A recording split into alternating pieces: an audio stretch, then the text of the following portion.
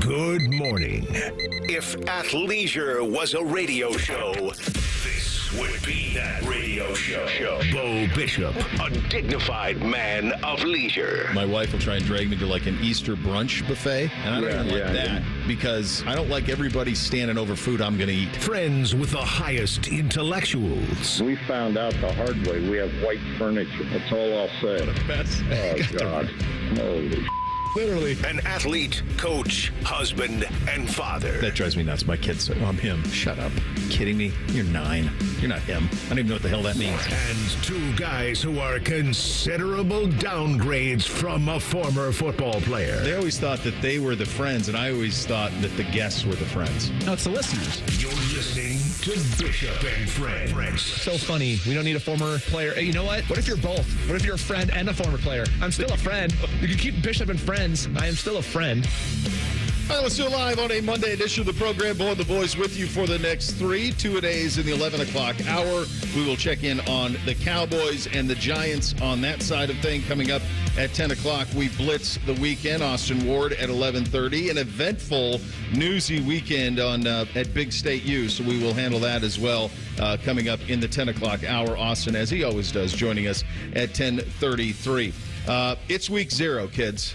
That's right. We got football games that matter this weekend. Florida State is playing Georgia Tech in Ireland. Woo! That's happening at noon on Saturday. The Fighting this is a big weekend for me. The Fighting Bobcats of Montana State at New Mexico. That game on Saturday as well. And, of course, the beloved Ponies opening at 8 o'clock on Saturday night at Nevada. As we watch Pony Excess. The boys watch Pony Excess Friday night amidst all the rain. They were going to watch some cartoon they've seen 1,000 times. I'm like, why don't we watch this? So we put on Pony Excess. And at one point, Beamsy goes, Dad, isn't all of this legal now? And I said, yeah, that's right. Well, that's right. We can really just do all of it now. They are old enough to remember a time, at least definitely NBC to remember a time before new look college football. But like kids who are like babies right now, there is going to be a time where you have to explain to them that, like, no, these players used to not get paid at all, or, well, they didn't get paid over the table, at least. Having to explain that, it's going to be weird. Probably my biggest beef with, selfishly, my biggest beef with all of this, NIL and all of it, and I don't have much, and it's kind of tongue-in-cheek, is one of my favorite parts of the sport was the seedy underbelly. I paid, you didn't. We did this and we did this, and we'll take care of this quarterback if you take all of that. Like, we're going to lose that now. So that's like when Jimbo had that crazy press conference going at Saban, it was like, well, dude, you followed the rules of the law of the land of the state of Texas. Like, yeah, you paid him, so what? And that's always been my marching orders with Ohio State when people come at like, well, they spent all this money on the roster, and so what's the problem? These are the rules of the game at this point, and we're just going to follow the rules. Like, this isn't that hard. The point about week 0, I wanted to dig in a little bit because I think that we're going to get to a point where week 0 is week 1, and it's not hard to get there. It's actually quite logical to get there. I know that there will be a lot of Marriott points. I know that there will be a lot of white tablecloth dinners that are racked up trying to figure out this calendar, but it's really not that hard. Honestly, it took me about 10 minutes this morning to kind of map this thing out and have it make a little bit of sense. So right now, the Buckeyes started practice on August 1st. We were out there for those practices on the 1st and on the 2nd. All you have to do is back those up 1 week. So currently the NFL starts July 25th, 26th. You just move that first practice back for college football to July 25th and 26th. You just do it that weekend. You lead into it. And so that buys you 1 week. All right. Now you get into the meat of it. Week 0 would now have been played last weekend. This would have been last weekend. Would have been week 0. You would have been able to play week 0 if you wanted to play it. It would have been last weekend. Week 1 would be this weekend, 8/24. Now, in this year's calendar, it's a little different. Chops, what's the deal with is it the Thanksgiving holiday that makes it a little different? So college football always wants to have week 1 on Labor Day and then Thanksgiving as the final week of the regular season. Most years, those are 13 weeks apart. Some years they are 14. So this year already we have an extra week, but we just took the extra. Instead of gaining the time and saying, let's figure out the 12-team playoff and use this extra week, we just said, hey, everybody gets 2 buys this year, which is kind of unnecessary. crazy. It is. Okay, so in this week, I use this year's calendar. So with this year's calendar, you're going to get the 2 bye weeks. But in a normal year, when you have a 13 weeks between those two, you're only going to have 1 bye week. So you go week 1 this week. We go week 1 this weekend. Right now, we have the 2 byes. Normally, you would have the 1. You would play the Michigan game on the weekend this year of 11/23. So that's the Michigan game would take place before Thanksgiving, the Saturday before Thanksgiving. You're punting on the conference championship games. You're done with them. Get rid of them and be done with them. At least if you're going to participate in the college football playoffs. So the Power 4 schools, you're out in a conference championship world. So that weekend is off. So you move Army-Navy to 11:30. You move that up a couple of weeks to 11:30, and you play it then. Although you could play it back, whatever. But my guess is the television partners would want something on 11:30. They could play Group of 5s too. Group of 5 conference championship games, those type of things on 11:30 as well. So you could do those things coming up on 11:30. But it's a bye for all of the teams that are in the playoff. They're off that last Saturday in November. And you say, well, Bo, the television partners are not going to want any part of giving up the conference championship games. You're going to have to give them something. Oh, okay, I am. We're going to go to 16 teams. Now you've picked up 4 more games. So the games that were there for the conference championship games are now gone. So now instead of this awkward, you get a bye, you don't get a bye nonsense that we're dealing with in college football, you have a much more simple 16 teams, everybody plays every weekend, and you get rid of the conference championship games, and instead of those, they now have playoff games, which in many instances would be much higher rated. So you seed it 1 through 16, and away you go. On the weekend of December 6th and 7th, 8 games. So those are your quarterfinal games. You play 2 on Friday, you play 6 on Saturday. You fill up that window on those days. This is going to take a conversation with the NFL. You're going to have to say the Fridays and Saturdays are going to be a little bit of ours. But I'm going to give you something on the back end of it, and I'm going to get to that in a second. The 14th and 15th of December, those are your quarterfinal games. You play 4 of them there. The weekend of the 21st and 22nd, that's your bye week. So you're off. Leading into Christmas, you get a little bit of a respite before the national semifinal games, which will come the weekend of the 28th or 29th. So this would be your New Year's Eve, New Year's Day games. Mm-hmm. Those would be your semifinal games, would be played on that date. So you still get that traditional play one New Year's Eve, play one New Year's Day, playing both New Year's Day, I don't care.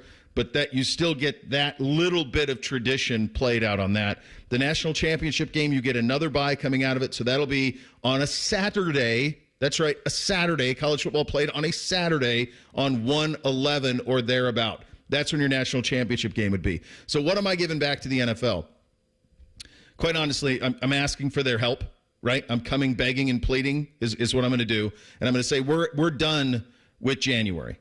We're out. We're going to play 1 game in January. That's it. January's yours. Enjoy yourselves in exchange for a couple of Saturdays in December. That's the payoff. We're going to continue to provide you with the absolute best minor league system in the history of sport. We're going to continue to provide you with that, and we're going to stay out of Saturday Januaries with the exception to 1. That's the trade-off. Right now, we're well into, January 20th when we're going to play in a national championship game? 21st, I think, this year. Mm-hmm. Here's 2 other things that I'm going to do. I'm adding a 3rd signing. I'm fixing the whole calendar, kids. We're not just doing the football games. 3 signing days, 1 at the end of June. The last week in November, remember, we left that one alone. We're going to put the signing day on the last weekend in November. That's when we're going to play that, when everybody's off. So we're going to play that the last weekend in November is going to be your signing day. We'll keep the Wednesday signing day as well. In terms of the portal, those go from December 20th weekend to January 20th and then another one post-spring. And you're done. Okay, so you've got some people already out of the playoffs, and then those guys can make those decisions. Yep. And the teams that are in the your real quarterfinals are done. You have just semifinals and final. That's all that's left. And even for the guys who make the final, they would still have 10 days if they wanted to get out. Yeah, and you would think most guys, if their team was headed to the semifinal, are not going to be the early jumpers into the portal. That's what's going to get tricky is the teams that don't really see themselves as a chance, the 11-type seed teams. Yeah. What are those kids going to do in the portal this year? But, Bo, I got to be honest with you. I hate it because it makes sense.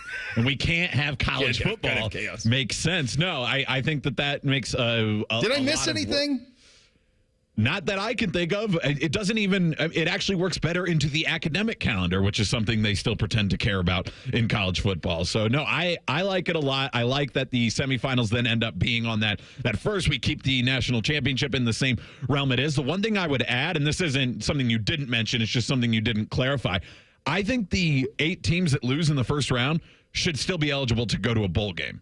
And then you can satisfy the bowl atmosphere as well and tell them, hey, here are some more teams to fodder. And that's 8 extra teams that are going to lose in the second week of December. They could play in the last week of December or the first week of January. Well, let's add that. I like that a lot. So that's those games. Those 8 games would take place that first Saturday in December.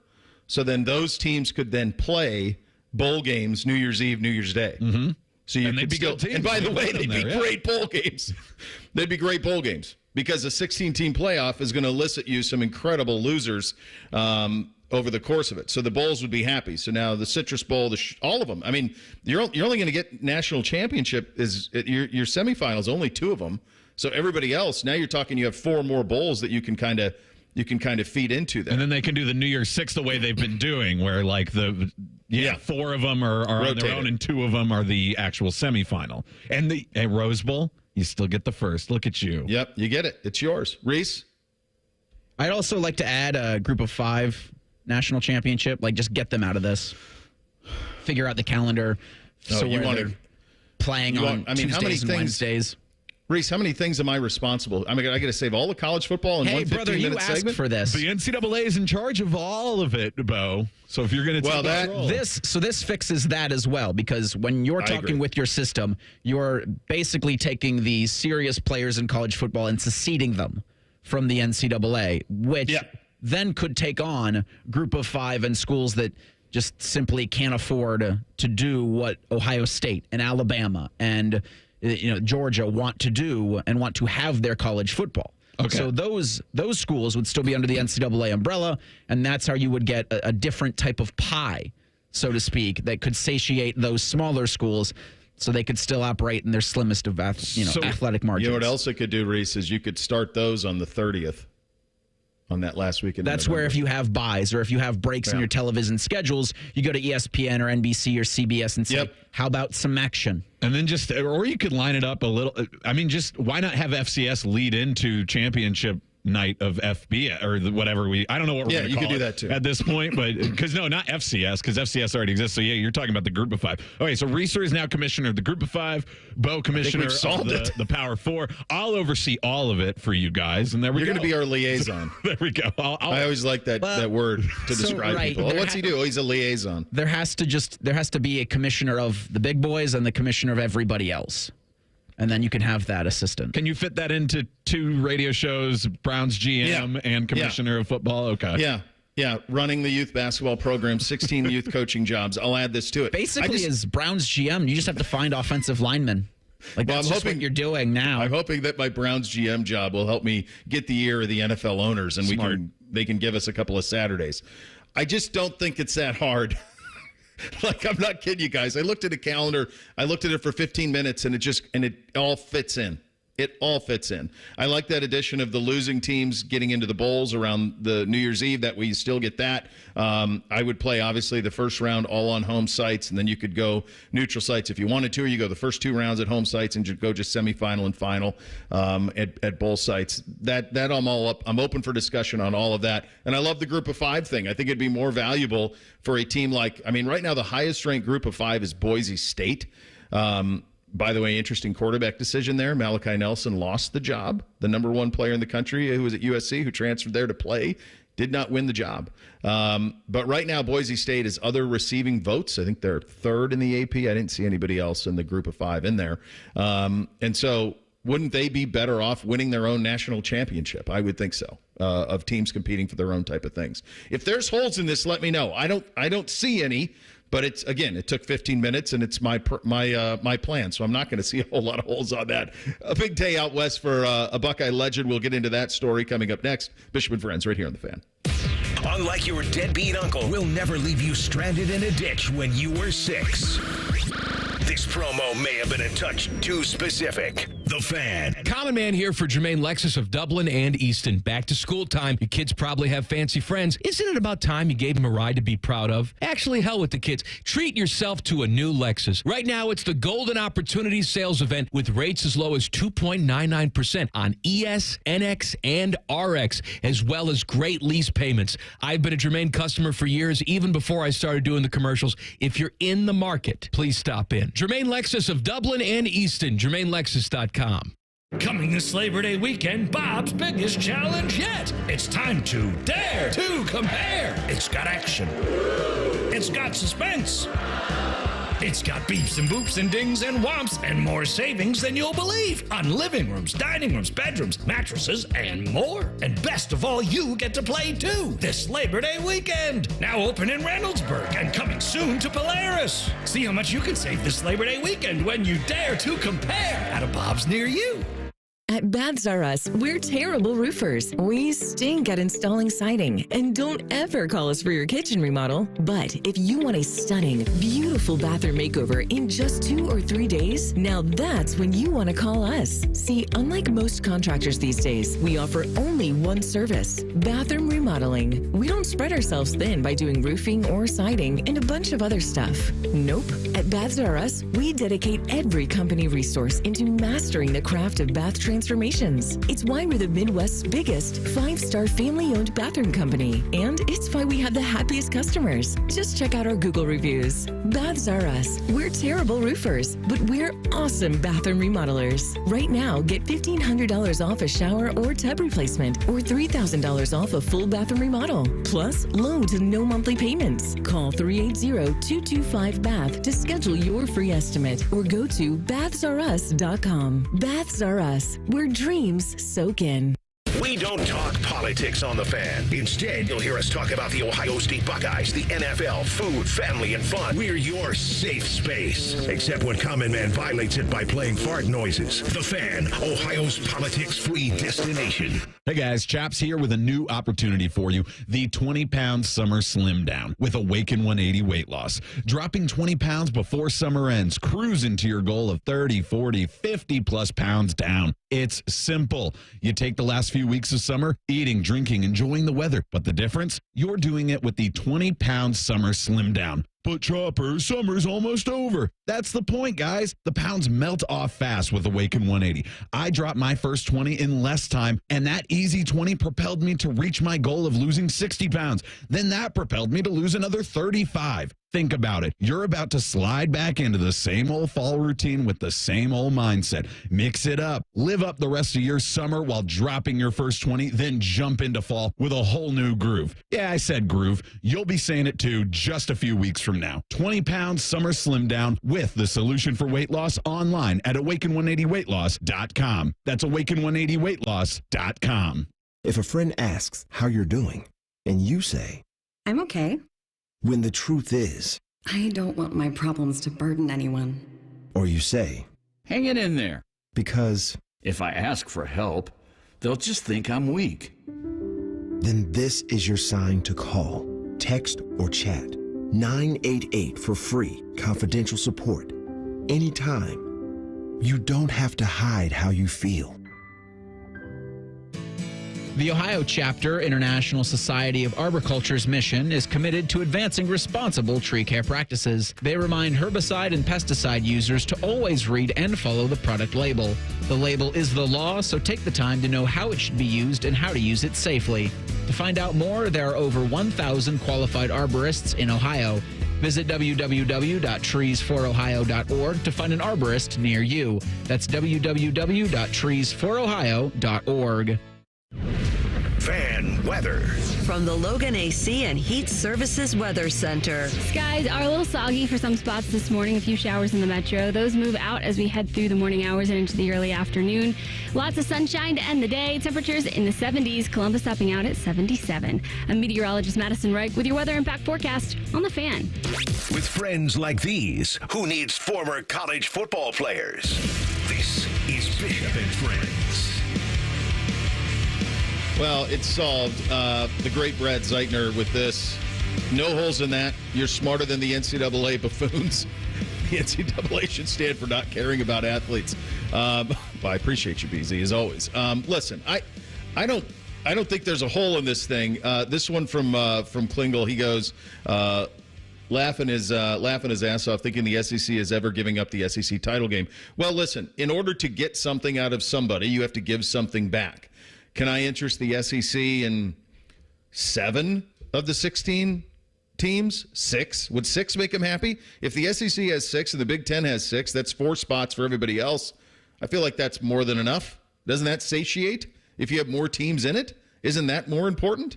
That's my best give back. Is I got to give them something. He's right. I mean, they're not going to want to give it up, and it's a hard thing to wrap your head around, like how important the SEC championship game is, unless you've been down there or unless you're from there. But it is. It's really critical for them, and in some instances, certainly in the beginning, in some instances, it was absolutely more important than any bowl game they ever played.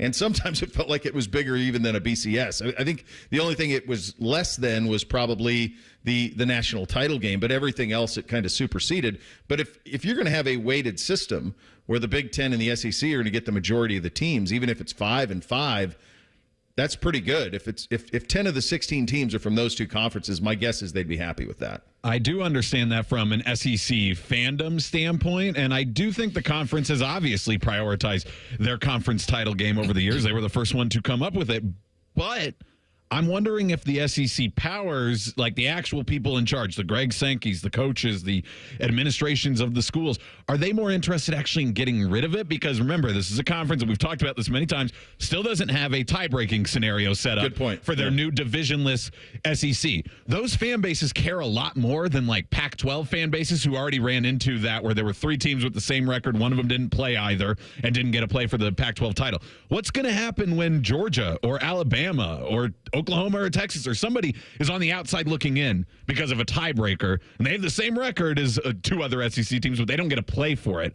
I think that's just going to cause more headaches than ever saying, college football is just getting rid of the conference title games. It does feel like the powers that be enjoy creating headaches. Like it's just kind of a kink. It's just like a kink of theirs. It's a feature, where they not say, a bug. this will frustrate a hell of a lot of people. Let's do it. So long as it doesn't lose them money, they're okay with it. So last year there wouldn't have been a problem in the SEC at the top. Okay, so all right, so actually you don't have to go back that far. So 2022, the lack of tiebreaker would have been a problem. Last year, Alabama and Georgia were both undefeated, no problem on tiebreaker. Mm-hmm. But in 2022, Tennessee, Alabama, and LSU were all 6-2. So they were all 6-2 in the league. I think LSU played. Tennessee would have played Bama, right? Well, I don't know. I mean, Georgia is 8-0, so they're in. But then who plays Georgia is 3 6-2 teams. So yes, I'm sorry. Tennessee. In the season, yes, Tennessee would have played Bama. Bama would have played LSU, but I don't know if LSU played Tennessee in 2022. Tennessee beat LSU and Bama in 22. So they would have Tennessee would have gone if we go head to head. Tennessee goes. Mm-hmm. But yeah, you need that scenario where like one of them doesn't play either. And it can happen as the conference gets larger. But that one, at least the tiebreaker makes sense because there's head to head matchups. But Alabama and LSU fans not going to be happy about it. Yeah, I was hoping that year that they wouldn't have that LSU wouldn't have played Tennessee. Yeah, it doesn't happen often, quite honestly. Like you got to. Yeah, I'm all the way back to 18. There aren't that many instances where it happens. But I will say that because of adding Texas and Oklahoma, the margin for that is going to get a lot smaller because of you're adding 2 really good teams, and all of these teams are going to take on losses, certainly. But look, I think you're going to be fine with it when you think big picture. You're going to have more bites at the apple in the college football playoff, which they would. Them and the Big Ten are going to be deservedly so of having the most teams in this thing, and they're going to set the chart the path for it. So I don't think it's that tough. Plus, with 4 more games, remember what it's going to do. It's going to have a bigger check at the end of the day for all these conferences, and the SEC and the Big Ten are going to get the biggest ones. That's a good point too, because in the old day, in the conference championship world, the Big 12, you're not getting any of their money, you're not getting any of the ACC money. Now you're getting a split of all of that with the extra whole weekend of games, 4 more games that are going to be played in this thing. So yeah, literally I think it's pretty simple. 4 Power 4 conference title games for 4 CFP games. Yeah. When I put it together, I'm like, geez, just go to 16, and now you got 4 college football playoff games are so much better than half of the college. I mean, when is the last Big Ten championship game that you were like, I can't wait to see that matchup? And that's our league. When's the last time that you saw an ACC championship game and you're like, I can't wait to see that? It doesn't happen that often. Really? I mean, the SEC has that a lot because they got usually 2 teams in the playoff, but the rest of these leagues don't have it. You'd be much better off. The Big 12 even built in a rematch automatically. All teams played each other every year, and it never really even was like, oh, they're going to play each other again. That never got me. Never did. So there you go. To me, it's pretty straightforward. I think you could do it pretty easily. Big news out west. Archie statue unveiled at the Rose Bowl over the weekend. Really awesome to see it out there, seeing Arch out there. My main man, Ross Bjork, was out there as well. And he had himself a pretty cool announcement about Arch and saying that they are going to unveil the Columbus version at the Akron game in the Rotunda on August 30th. And then, of course, Arch is going to dot the I versus Akron as well. The only thing I don't know about this is why they decided to unveil the Archie statue in the middle of August and not around the Rose Bowl.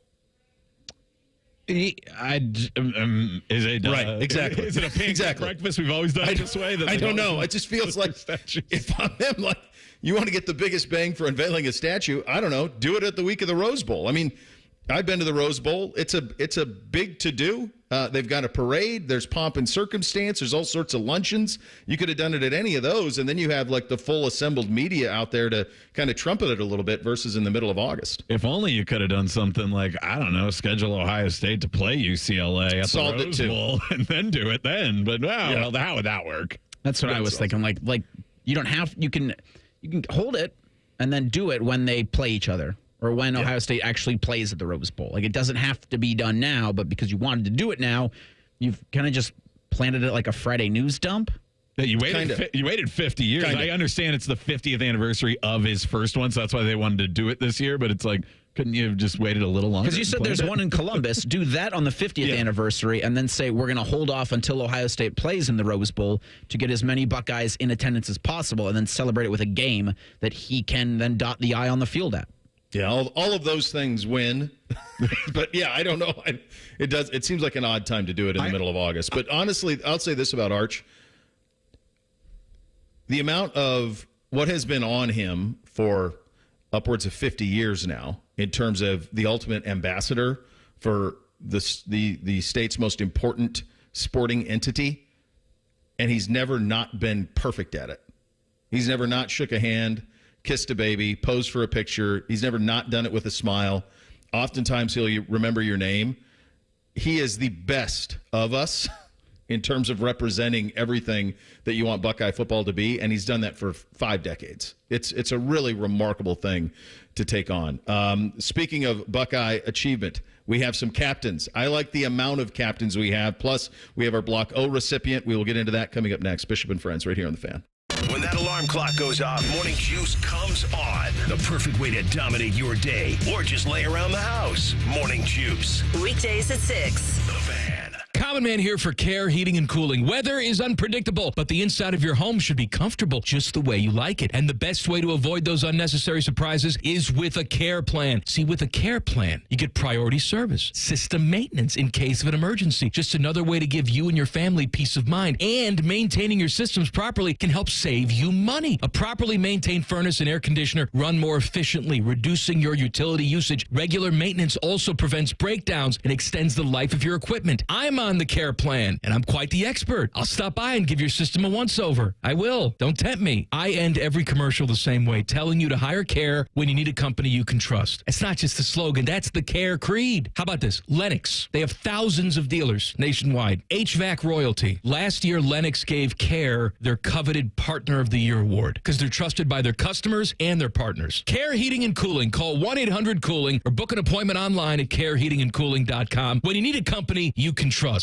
Need assistance with door and window projects? The Home Depot can help. From inspiration and materials to ordering and installation, our free Millwork virtual apron service can get you moving and doing. Plus, we speak Spanish too. Our associates can help you tackle complex jobs without you leaving the job site, saving you time and money. Call us at 1-833-HD-APRON or visit homedepot.com/MVA. The Home Depot, how doers get more done. eBay Motors is here for the ride. Go ahead, feel your engine. Admire that perfectly installed exhaust. Your vehicle's moving along this freeway like it was made from fresh installs and a whole lot of love. With eBay Motors, you get over 122 million parts to keep it running. And with eBay Guaranteed Fit, they'll be the perfect fit every time. Plus, at these prices, well, we're burning rubber, not cash. Keep your ride or die alive at ebaymotors.com. Eligible items only. Exclusions apply. Remember how that little girl in Poltergeist was in the TV? They're here. Yeah? Well, she's actually dead now. It's quite sad. Anyway, watch your favorite fan shows on your TV by subscribing to us on YouTube. Search 971 The Fan. Do it now. Wake up. Breakfast. And Nature Made vitamins. Whatever your morning sounds like, Nature Made fits right in. Whether you're looking for vitamin C or a multivitamin to get key nutrients, we've got you covered. Now that's a good morning. We take care of you so you can take on your day. Start your day with Nature Made, the #1 pharmacist-recommended vitamin and supplement brand. Based on a survey of pharmacists who recommend branded vitamins and supplements. Pop quiz. What's the best way to go back to school? With Giant Eagle and Market District, of course. From lunchbox favorites to fun after-school snacks, they make it easy to care for growing minds and stomachs. And with their Deals for School Days program, you'll enjoy savings on thousands of items throughout the store. But don't wait. Featured items are only available at these low prices for a limited time. So stop in and stock up for the ultimate back-to-school pantry. Visit your local Giant Eagle or Market District today. Pain from arthritis is just awful. Constant pain. It robs you of so much of the stuff you love to do. But there are effective ways to deal with that pain. My dad and I can both tell you we were able to get relief without medication or surgery. Hey, it's Bobby Carpenter. Listen, there are exciting new cellular therapies that can get you lasting relief. The place to go, QC Kinetics, right here in Columbus, Ohio. Dr. Ray Tesner and his team at QC Kinetics utilize cutting-edge treatments that accelerate your own body's healing properties, revitalizing your joints so you can move again. Learn how QC Kinetics can use advanced regenerative medicine to treat the pain, enhance your joints, and restore your mobility. Surgery and pain pills, they're not the only option. My dad and I went there. We feel so much better. He's able to move around and walk like he wants to. I'm able to go out and run and do the things that I enjoy. So here's the great thing. Give them a call at 380-208-4544. Go to qckinetics.com/Columbus. They have 3 offices in Dublin, Gahanna, and Grove City. Bishop and Friends is sponsored by Awaken 180 Weight Loss. Fast, sustainable weight loss without medications. The solution for weight loss. Awaken 180 Weight Loss. What's up? What's up, man? What's up with you? Sponsored by High Bank Distillery, home of the best blended whiskey in America. Grab a bottle or dine in at their 2 restaurant locations in Grandview and Gahanna. Drink local, drink High Bank. All right, here's what's up on a Monday edition of the program. Some big news over the weekend as we get our Block O recipient. We get our captains named. The Buckeyes, 12 days out from playing Akron in a game that matters, so that's awfully exciting on that side of thing. Linebacker Cody Simon going to receive the Block O. The Block O jersey was created in memory of Bill Willis, a college and pro football Hall of Famer who's 99, is retired in the horseshoe. He was one of the first two players to break professional football's color barrier for the Cleveland Browns in 1946, alongside fellow Hall of Famer Marion Motley. The jersey awarded annually is given to a team leader that embodies Will's toughness, accountability, and the highest of character. I spoke to Cody's position coach over the weekend, and this is well-deserved. Very, very well-deserved for Cody to get this award. Ultimate leader on that side of the ball, both sides of the ball, quite honestly. Somebody that a lot of people on that team look to, and to wear the Block O will be pretty cool. The only thing I think the look of the Block O, it really looks like an O. I mean, it doesn't look like a 0 because we have block numbers. So it legitimately looks like you're wearing a Block O on your jersey. And 0 is I don't know where I stand on 0 as a football number. You like it okay? Yeah. Yeah. I wonder if the 99 would have been even cooler to do the 99 and then just make it either an interior lineman well, I guess that takes out all the skill position guys, because we're not going to have somebody running around like Michigan did with 99 on. Yeah. Or 98. We're not going to do that. So I suppose it's good. Yeah, it looks like a letter, not a number. is the only beef. But I'm guessing it's going to look pretty damn cool on a linebacker. Yeah, the only position I think it doesn't work for, obviously, is offensive line, which is the one where they're still the most strict about like what numbers you have to be in. Like even defensive tackle, I think could pull it off. Okay, we've had a few defensive ends have it for Ohio State in I think this is the 5th year that they've done it. So at linebacker, I think it's going to look okay. It looked good on Xavier Johnson at wide receiver / halfback, whatever his position was last year. So I like it. I think the number 0 looks cool, and I think it's a really cool tradition of another thing that the Buckeyes get to bestow upon somebody for the year, and then they get to wear that and then pass it along. And so now we have like a lineage growing with it as well, so we will be able to look back in the years and see all the Block O recipients. So I hope it's a tradition that sort of started with Ryan Day, but I hope it's one that kind of carries over as they go along, because we've talked about that. Coaches changed the environment a little bit, but at Ohio State there's been so much success. Usually things carry on from one coach to the next. Here are the list. Jonathan Cooper was the first guy. He was in 2020. 2021, it was Thayer Mumford, but obviously he didn't wear 0. So as an offensive lineman. So I don't know if they issued it to somebody else in 21. I don't recall that. 22 it was Cameron Babb, and then last season it was Xavier Johnson for the Block O recipient. I think it's pretty damn good at linebacker. I think that'll look really cool for Cody on that side of things. It's interesting. There's you're starting to see this more and more where there are numbers that are designated for certain players that are out there or certain positions. And I think this is a really good use of it. And the other thing this does, and I actually was a big proponent of when Michigan would do this with the number 1 jersey, and they would put like the name of the guy who wore it and why it was special. They did the same thing at Clemson with the number 4 when Deshaun Watson wore that, because it was a retired number. And it's like, here's who this was. What that does is it allows for a conversation with a younger generation. So what this will do when the boy, inevitably they will, probably when they're playing the college football game, they'll say, Dad, why is Cody Simon wearing 0 now? And I'll say, well, this is why. This is who Bill Willis is. And this is what this is in regard to. And there's value in that. It allows for a little history lesson for everybody. I think retired numbers, I wish we'd get away from it, and I wish we would hang them in the rafters, put them around the place, but allow people to wear them so that there can be a conversation around past players. I think Archie's a great example of this. If a running back wanted to wear 45 or a linebacker wanted to wear 45, but just put an AG logo on the jersey, then all of a sudden the kids would say, well, Dad, what is that for? And then you could have a conversation about Archie Griffin.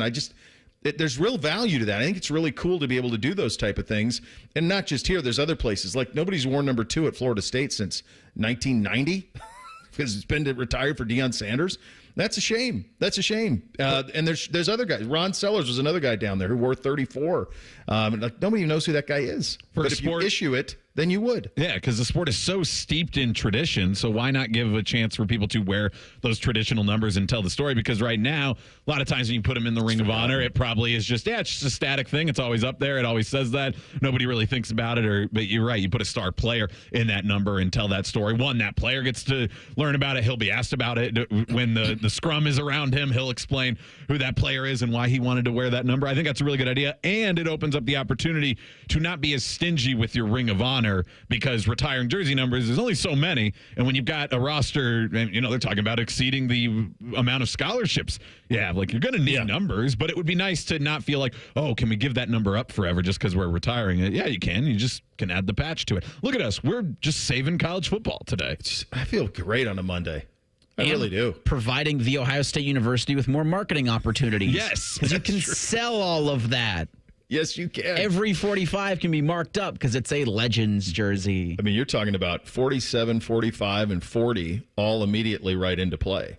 So those pop into play pretty quickly. I don't know. I think there's an opportunity to be pretty cool if you do those type of things, but we'll see. They also did finally some sanity, and this has been trending this way, some sanity on the captains. Remember there was time with Urban where he'd have 62 captains?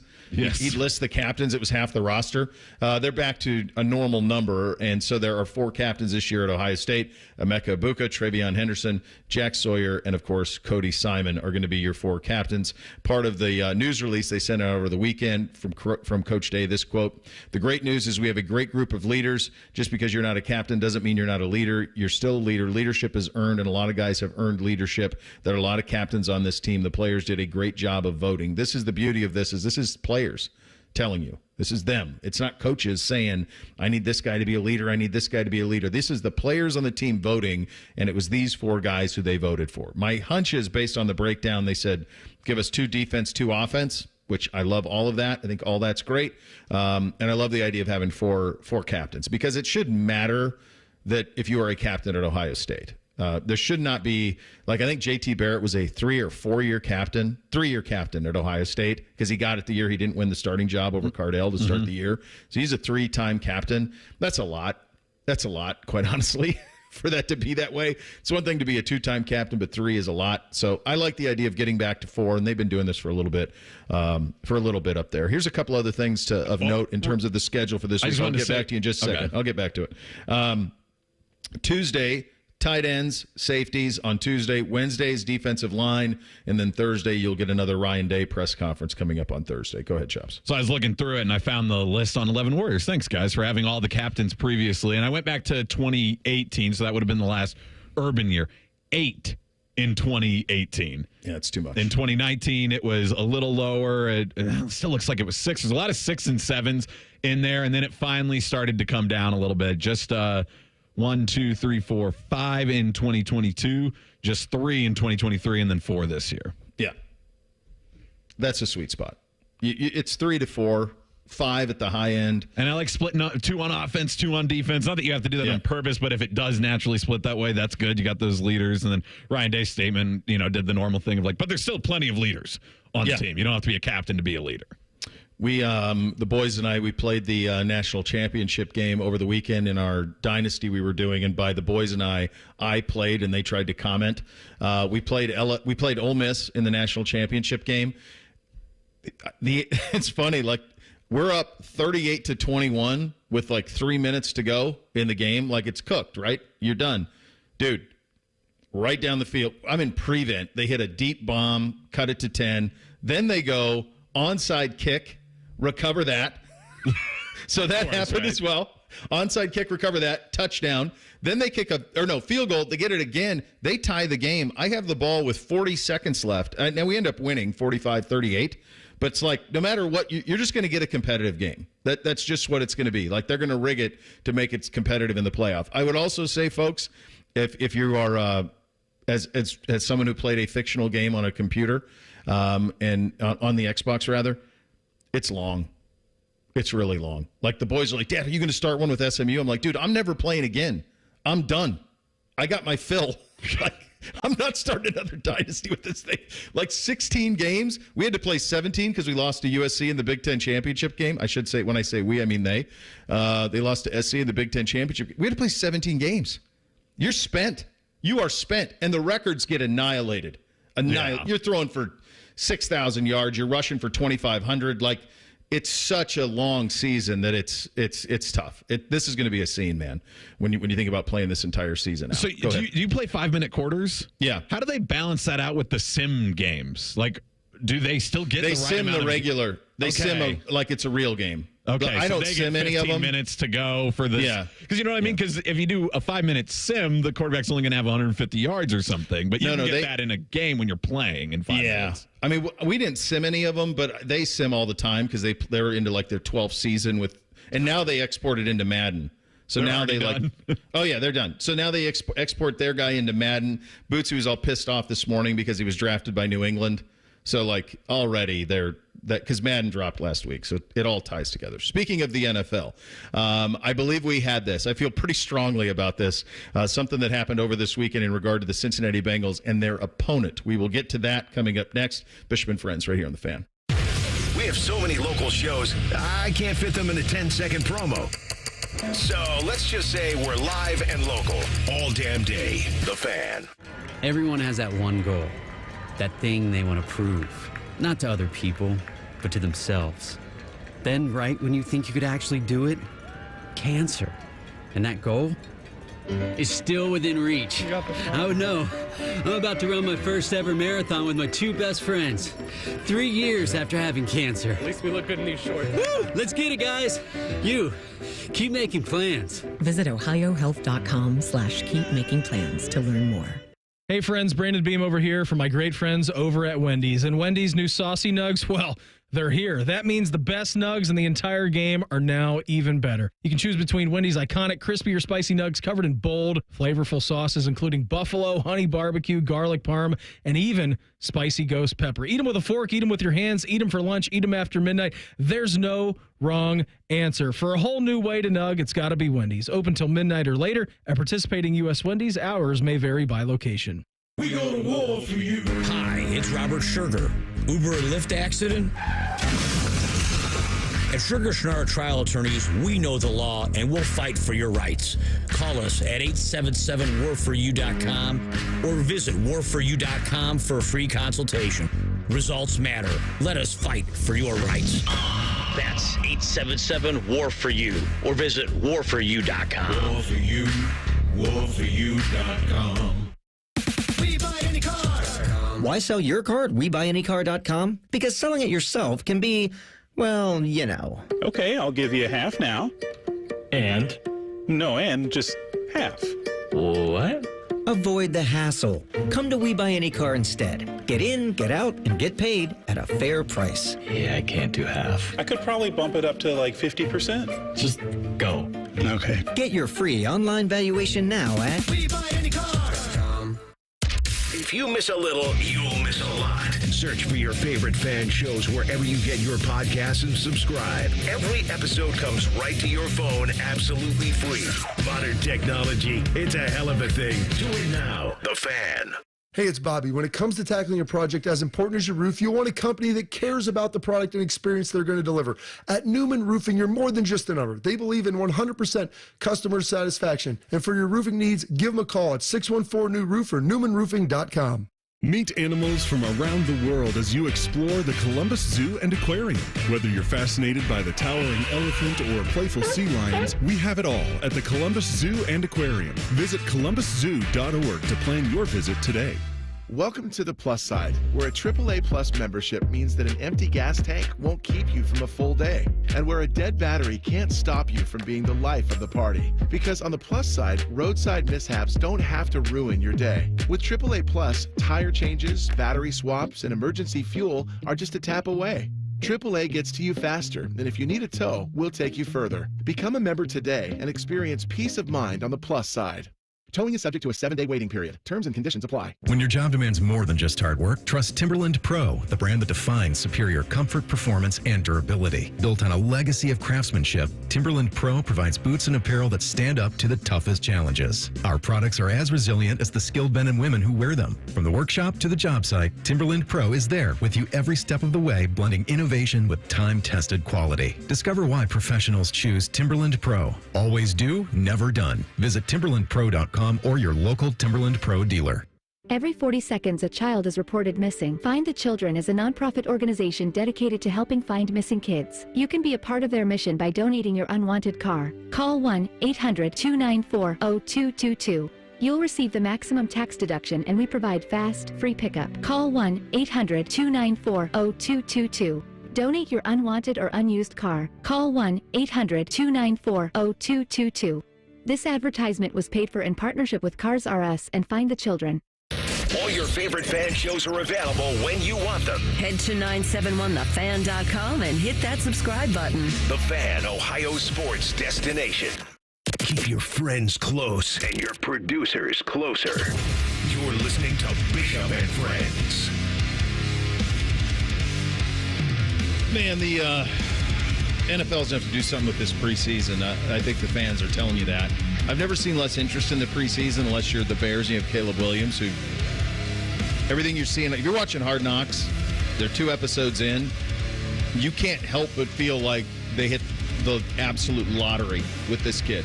Not just leadership, just the way he carries himself, all of it. And then he goes out and he's played now in his second preseason game over the weekend against the Bengals, and he probably should have 2 touchdowns. Rome Odunze's got to get his feet in on the first one. Runs in for another one, buys time in the pocket. It's interesting. Daniel Jeremiah, I think it was, compared him to Aaron Rodgers, and there's a lot of parallels into the way he moves in the pocket, the way he throws off platform. He looks like a total stud. They look like they're ready to go, and he looks like I mean, the Bears have never had a quarterback like this, guys, ever. They don't have any. They have a bunch of guys they've gotten excited about through the years, through the draft, but in terms of them turning into something, I remember, and again, I've said this before, I grew up a Bears fan. On my wedding day, the weekend of my wedding, they acquired Jay Cutler, and I'm like, that's better than the wedding, because I thought Cutler was going to be like a dude. They never had quarterback play, ever, and he looks absurd. He looks absolutely absurd. But if you are not participating in a game like that, you get what happened up in Cleveland between the Browns and the Vikings, where there were upwards of 40 Browns first-team guys who did not play. And it was reflected in what looked to be about 5,000 people in the stadium. And I watched a little bit because I got to. But at the same time, like, that's a tough watch. It's a tough listen. We had it here on the Fan. The games, they need to get to a point where the games that matter. Reese, you made a comment earlier about the Browns and their offensive line. As the general manager, I'll take your questions. Go ahead. Well, yes, so 3 of them down. Just, losing more linemen than you can replace in a given week. What's up? What are we doing? What are we Got doing? a plan? There was, some hope that you'd get Conklin back because he posted on Instagram that he was, even though he kind of misrepresented what actually happened in Batman.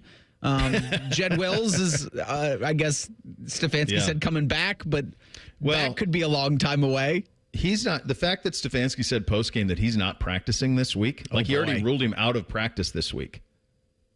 I mean, that was an injury, guys, that initially they thought if they made the postseason last year, there was a chance that he could come back and play last year. And now we're all that way through that, all the way through the offseason. You're in the middle of August, 2/3 of the way through August, and to come out on a Saturday and say, yeah, Jed Wills is not playing, not practicing, that's as big a red flag as could be. You mentioned the other injuries on the offensive front. Conklin, by the way, the last time Jack Conklin played left tackle was at Michigan State. That's been a while. Okay, and it's showing right now on their left side for sure. Well, he hasn't practiced either. He has not practiced. He got off the plane at the Greenbrier and has not practiced since. So Conklin, former All-Pro right tackle, the plan was for Jed Wills to be the starting left. DeWand obviously is the starting right. He's one of the best offensive linemen they got, one of the best right tackles in the game. That was always going to be the case. But that Wills would win the left guard and Jack would be the swing guard. So when there was an injury, he could pinch it on the left or right side for either one if there was an injury for either guy. And that was kind of their plan going forward. James Hudson beyond that, Adeniji, and so forth. Now, what's happened is all these injuries have started to stack. Neither Conklin nor Wills has played at all at left tackle. They haven't practiced at all at left tackle. So, listen, I floated this a couple of weeks ago. I said if this gets to this point, and I know that he doesn't want to do it, and it's 2 years older, it feels like against the Cowboys, Joel Bitonio might have to play some left tackle, because I don't see a scenario where in 2 weeks either one of those guys are going to be ready to go in an opener. Neither one of those guys. I mean, I remember Joe Thomas saying if he were able to be at his old playing weight, he'd need 3 practices to be ready. Jed Wills ain't Joe Thomas. Jack Conklin has some of the characteristics of Joe, but Jack's been brutalized injuries over the last few years.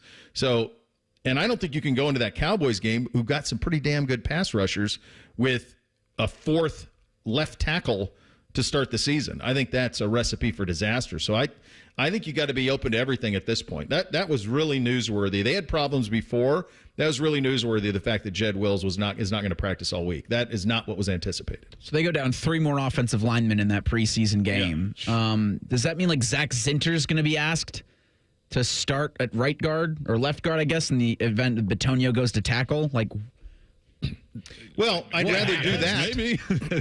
I would rather do that, and at least then he's got.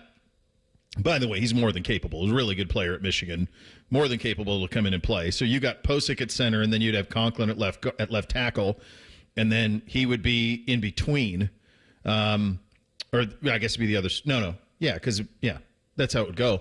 That to me it gives you a chance. I don't. You can't block it up with who they got at left tackle right now. The other thing is, remember, they don't have Bill Callahan. He's in Tennessee. So he gets a lot of credit for how they got DeWand ready so quick. So he's not there either. So that in terms of the two Ohio teams, I don't care what the Bengals are fine. I'm nothing to see there. I'm not worried about that. They'll be fine. Get Jamar playing, and they'll be fine. Caleb was great in the limited time he played, but the most noteworthy thing of the two Ohio teams is the Browns' offensive line situation now getting to be like a DEFCON 2 situation. And I think that O-line situation just really depicts the problem with the NFL preseason. Because I was thinking about this while trying to watch the Bengals game, being like, man, I mean, except for the Caleb Williams stuff, I just don't care.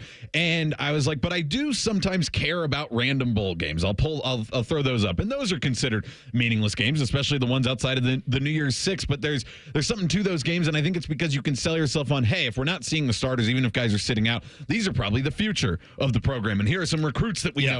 But in the NFL, that guys are kind of situated where they are. So there's not that situation where, he's getting an opportunity at left tackle, and now we'll see if this guy can really do it. And there's sometimes that happens, but for the most part, the guys who are lower on the depth chart are supposed to be there in the NFL. So it's not even really interesting to see those lower guys, especially when you consider that there's still a cut to come, and most of these guys won't even be on the team. It is bad ball. There's a lot of bad ball this weekend. And what does week 3 look like? Because you'll have Browns Seahawks 10 p.m. Eastern on Saturday. You could hear it right here on the Fan. Yeah, I think you're gonna get Deshaun Watson for a quarter. You're gonna get your starters. So, and if he's playing, they're all playing. And that's what they committed to, is that Watson will play this week out in Seattle. Like, what does that mean? Does he get a quarter? Does he get 2? It's an absurd time. 10 o'clock Eastern. Saturday night, last preseason game. Usually last preseason game, you play like somebody an hour away. You play Detroit. Play Indy. Detroit, that's why you got the Barge Trophy, right? Right. Play Philly. Play anybody that's a short trip instead of having to go all the way out to Seattle. We will blitz the weekend coming up next. Austin Ward coming up at 10:33. Bishop and Friends right here on The Fan. If your idea of the perfect radio show is all Buckeyes all the time, then it's your lucky day, Slappy, the Buckeye Show. Weeknights at 6. The Fan. Wake up. Breakfast. And Nature Made vitamins. Whatever your morning sounds like, Nature Made fits right in. Whether you're looking for vitamin C or a multivitamin to get key nutrients, we've got you covered. Now that's a good morning. We take care of you so you can take on your day. Start your day with Nature Made, the #1 pharmacist-recommended vitamin and supplement brand. Based on a survey of pharmacists who recommend branded vitamins and supplements. We're dealing at Reichert Nissan. Hundreds of Nissans in stock, on the ground, and priced to sell fast. Low lease payments on brand new Reichert Nissan Sentras, only $219 a month. Now we're really dealing. With our lowest prices and 72-hour exchange policy, you can't buy the wrong car. Visit the Reichert Mega Mall off 270 and 33, or shop thousands of new and certified used at ReichertNissan.com. Get the right car at Reichert. We're dealing. With approved credit. 2024 Sentra SV FWD 36-month lease with $3,000 due at signing. Offer ends 9/3/24. While the world whizzes by, enjoy a moment of me time with Tim Hortons $6 breakfast bundle. Savor a small hot or iced coffee, then add your choice of a mouth-watering hot breakfast sandwich and a crispy golden hash brown and your pick of a classic donut. Yeah. All for $6, all just for you. Make your mornings all about me time with our $6 breakfast bundle. Available at your neighborhood Tim Hortons. Price and participation vary. Terms apply. Hear that? The soothing sounds of a bubble bath. And if you were here, you'd smell a single cedar leaf candle. But you're not here. Because your self-care happens out on the road, riding your motorcycle protected by Progressive. So if you ride, get back on the road and enjoy 24/7 roadside assistance from Progressive, America's #1 motorcycle insurer. And then take a shower, because it's fast, like your motorcycle. Progressive Casualty Insurance Company and affiliates. Roadside assistance may require comprehensive coverage, not available in all states. This is the story of the one. As a warehouse manager, her job is to transform chaos into clarity and to see patterns where others see problems. Luckily, she's got a partner who shares her perspective. Grainger offers over 1 million industrial-grade products, backed by real-person support and in-depth online resources, so she can tackle every task with precision and turn potential setbacks into streamlined success. Call clickgrainger.com or just stop by. Grainger, for the ones who get it done. Broadcasting from the Lindsay Honda Studios. Honda makes the cars. Lindsay makes the difference. Visit lindsayhonda.com. WBNS-FM, HD1 Columbus. The Fan. Sports Center. Good morning. I'm Eric Reeser. We're 12 days out from Ohio State and Akron. The Buckeyes are 50-point favorites over the Zips for their season opener on Saturday, August 31st. Week 0 in college football is this Saturday. Number 10 Florida State plays Georgia Tech in Dublin, Ireland, Saturday at noon. In football, the Columbus Crew beat NYCFC Saturday night in penalty kicks to advance to the semifinals of Leagues Cup. Black and Gold will host the Philadelphia Union Wednesday night at 7:30. Crew will then jump back into MLS play Saturday night at Philadelphia. In baseball Monday, the Reds and Blue Jays play tonight at 7:07. Cincinnati looks to bounce back from a weekend sweep at the hands of the Royals. As for the Guardians, Cleveland's got Monday off. They're in New York to take on the Yankees starting Tuesday. Cleveland enters the week with a 2-game lead on Minnesota for the top spot in the American League Central. This update sponsored by Whiskey War by High Bank Distillery. Drink local, drink High Bank. Breaking sports news when it happens on The Fan, Ohio's sports destination.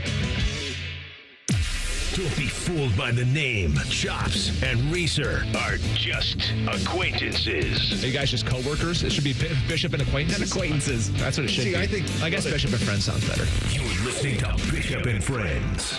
Second hour here on a Monday. This is a good one for JJ Buckeye. We were talking about the college football playoff and the tiebreakers and the conference title games and all of that. And again, in my plan, we're swapping those out, and I'm giving you 4 more college football playoff games that first weekend, and we expand it to 16. JJ, with this, take a look at the Big Ten this year regarding tiebreakers: Iowa, Penn State, Oregon, Michigan, and Ohio State. If we go undefeated, can they all have one loss? I'll hang up and listen. And Chops astutely points out Oregon and Michigan play each other. This is another loss for one of them, but it does look like 12-0 Ohio State and 3 11-1 teams whose only loss is Ohio State. Do we know what the tiebreakers are in the Big Ten? No, so I looked into it and I cannot find them so far. So I saw in May there was an article written, somebody talking to somebody involved with the Big Ten, that they were working through it, but no official plans yet. And then in July there was on Husker Max Forum, there was people talking about it. So they couldn't find it, and I think they have the internet out in Nebraska. So if they couldn't find it, I don't think it's out there yet. So they are in the same boat as the SEC. Just say, we'll figure it out. But a more interesting one too on top of that. So you could have 12-0 Ohio State, and 3 of those 4, Iowa, Penn State, and then Michigan or Oregon, depending on which one wins that, all be 11-1. Or you could have them all beat each other and have all 5 be 11-1. Depending on which, if Oregon beats Ohio State, and then Ohio State beats Michigan, and then Michigan beats Oregon, and then I guess Penn State would have to lose then. So you have to knock out one of them no matter what. But it's still, I mean, there's just different scenarios where this can happen, and it's going to be pretty wild. It'll happen sooner rather than later. The Michigan schedule is so robust after last year, where they basically had a cakewalk. They had to beat Ohio State, beat Penn State, and then you're in. Which those are formidable things, not taken away from it. But remember, they played nobody up until that point. Their schedule this year is crazy. I had actually forgotten that they play Oregon as well. I knew that they played USC. I knew that they played Washington. I had forgotten that they played Oregon. Obviously, they play Texas week 2 and then close with Ohio State. Like it's robust as can be for them when you take a look at the way that their schedule goes from a Big Ten standpoint. It continues to be maddening that this league, when they scheduled Ohio State in this first expanded Big Ten, said, we're not going to play the hits. We're not going to give you Washington. We're not going to give you UCLA. We're not going to give you USC. You're going to get Oregon, which, again, is kind of a makeup for the COVID game. Remember, we never got to play that game. So it's a little bit of a makeup for that, too. So it doesn't even feel like a true conference game. It honestly feels like an out-of-conference game that's being made up from 2020 when you couldn't go out there. So it's going to be great. But, I mean, at the same time, there's what Michigan is going to try to get through is very similar to I mean, it's just so robust. It's like some of these SEC teams. They really played the hits when it came to the Wolverines, whereas the Buckeyes, they did not. Let's blitz the weekend, fellas. Bishop and Friends present a weekend sports blitz. I believe I had that. Reese, what did you have this weekend? Well, Saturday would be a big opportunity for Justin Fields to, try to, I guess, rinse the taste out of Steelers fans' mouths for his performance in their first preseason game. And he didn't really set the world on fire. He did better than Russell Wilson. Russell Wilson was check down Charlie. That was bad. I mean, it was just check down Charlie. There was nothing down the field. I saw somebody beefing with Justin, one of the like smart football guys, might even been Warren Sharp. Somebody beefing with Justin on the deep ball where he misses the deep shot, and then Chris Carter says actually the receiver ran the wrong route. Now I don't know if Chris is scarlet and gray covered glasses or not, I don't know. But Justin had an opportunity, I think, to win this. And it seems like the last couple of weeks have been very dicey over there in Latrobe, as it were. Chops, what'd you have this weekend? Caitlin Clark, she's definitely a pro. Like that's like I cannot believe that she had some speed bumps in her first few games, and then it seemed to even out. And now she is playing at one of the best WNBA players. Like she is playing very, very close to that level. Obviously, was on the All-Star team and a squad that took down the U.S. Olympic team, who then went on to win gold. But over the weekend, she's had 2 great games since coming back from the Olympic break. She had 29 points on I think that was Thursday night, and then over the weekend, she had a record-breaking performance as she broke the WNBA rookie assist record with 232 total now, and she still have 12 games left. The single-season record is at 316, which at her pace of 8-point-something a game, she should break that in 11. So her rookie year, she could break the all-time single-season assist record. I think we talked about that a lot. Like she had a chance to lead the WNBA in assists. We said that before anybody drafted her. And the other thing about her, like she's Steph. She shoots it differently than everybody else does. She can get her shot whenever she wants. And the fact that people didn't think she'd be able to get her shot, like, no. She also, remember, the first month she was coming off of that grueling season at Iowa and went right into playing. Mm-hmm. Like, so now she gets got a little month rest. off. Yeah, she got a month off to chill through the Olympic break. No, that's not surprising at all that she's played that way. Her game translates completely.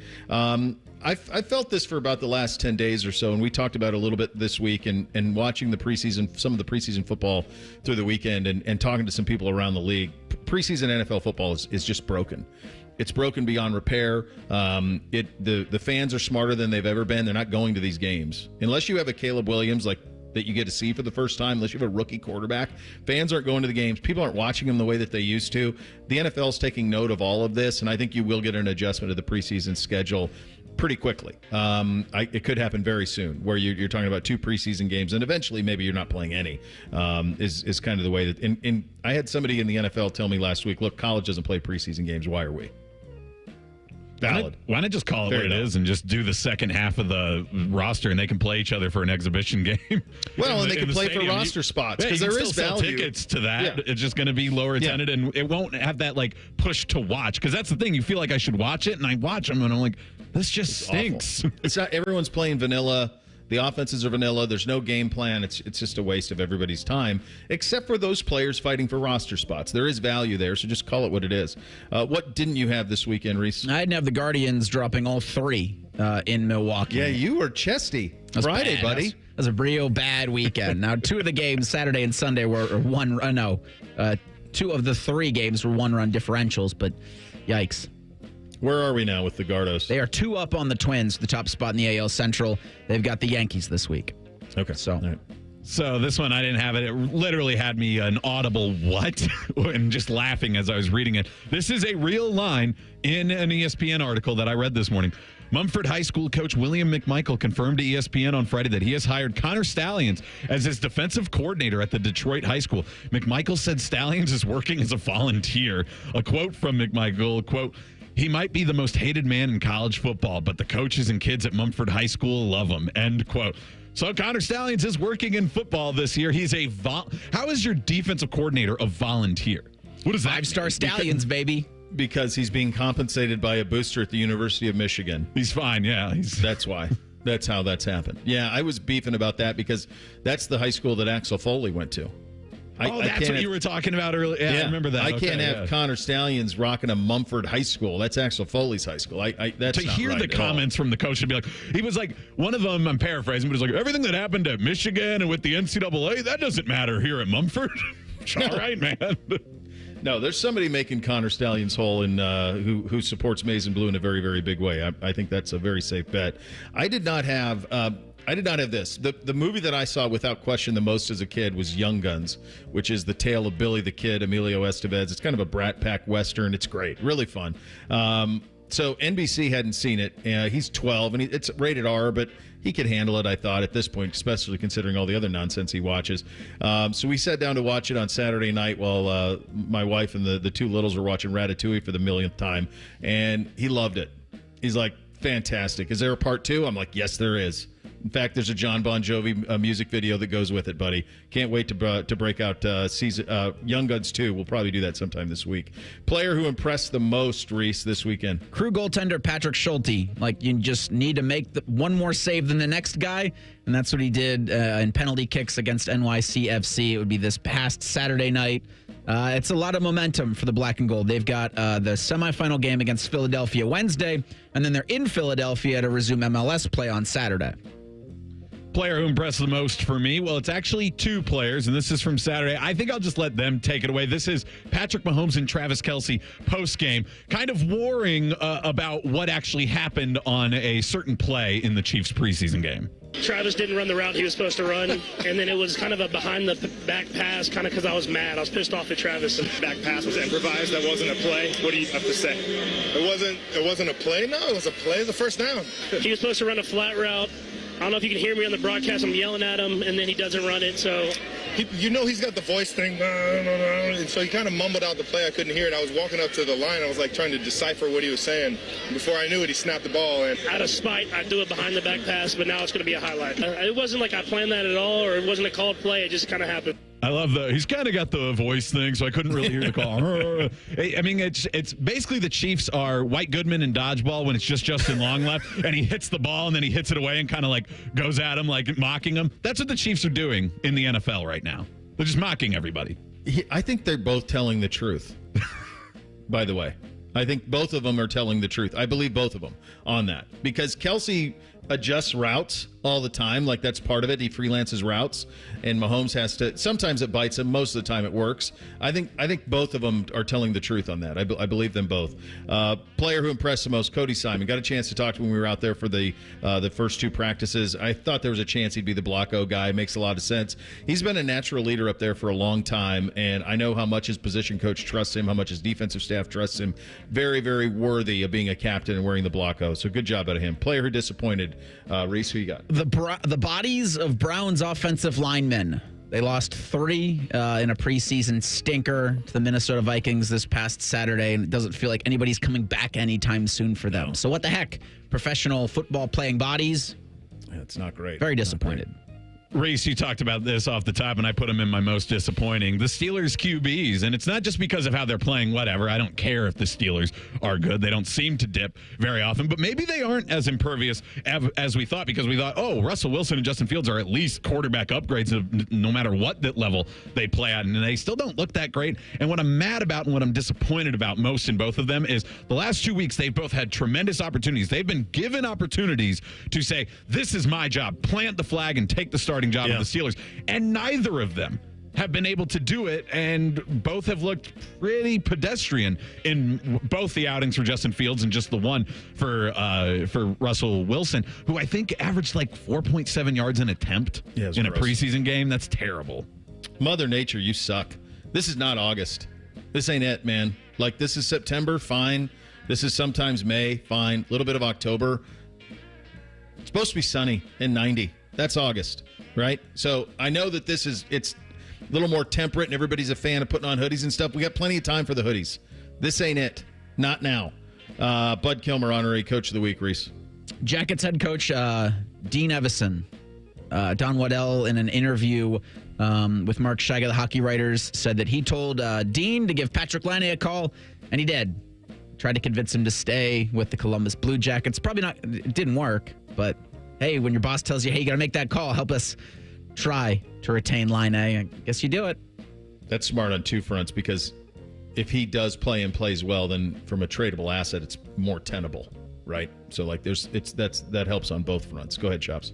Bud Kilmer, honorary coach of the week for me, and Matt Eberflus of the Bears. One, we've talked about how he's been fun on Hard Knocks, even though it's been the Caleb Williams show, but that's because he's been playing Caleb Williams in the preseason. Not this is uncommon for a rookie, but watching the Bengals game, when you get to the Bengals side and it's like, what are you down to? Woodside is playing for him because what's his name has a rib injury too. Their normal backup. So yeah, but then you get to see Caleb Williams play. So while I was watching it, I was like, oh, is Williams in? And then he was. And then it was a little bit of a slow start, but he played good throughout it. And it just at least was something to look at while watching the Bengals game.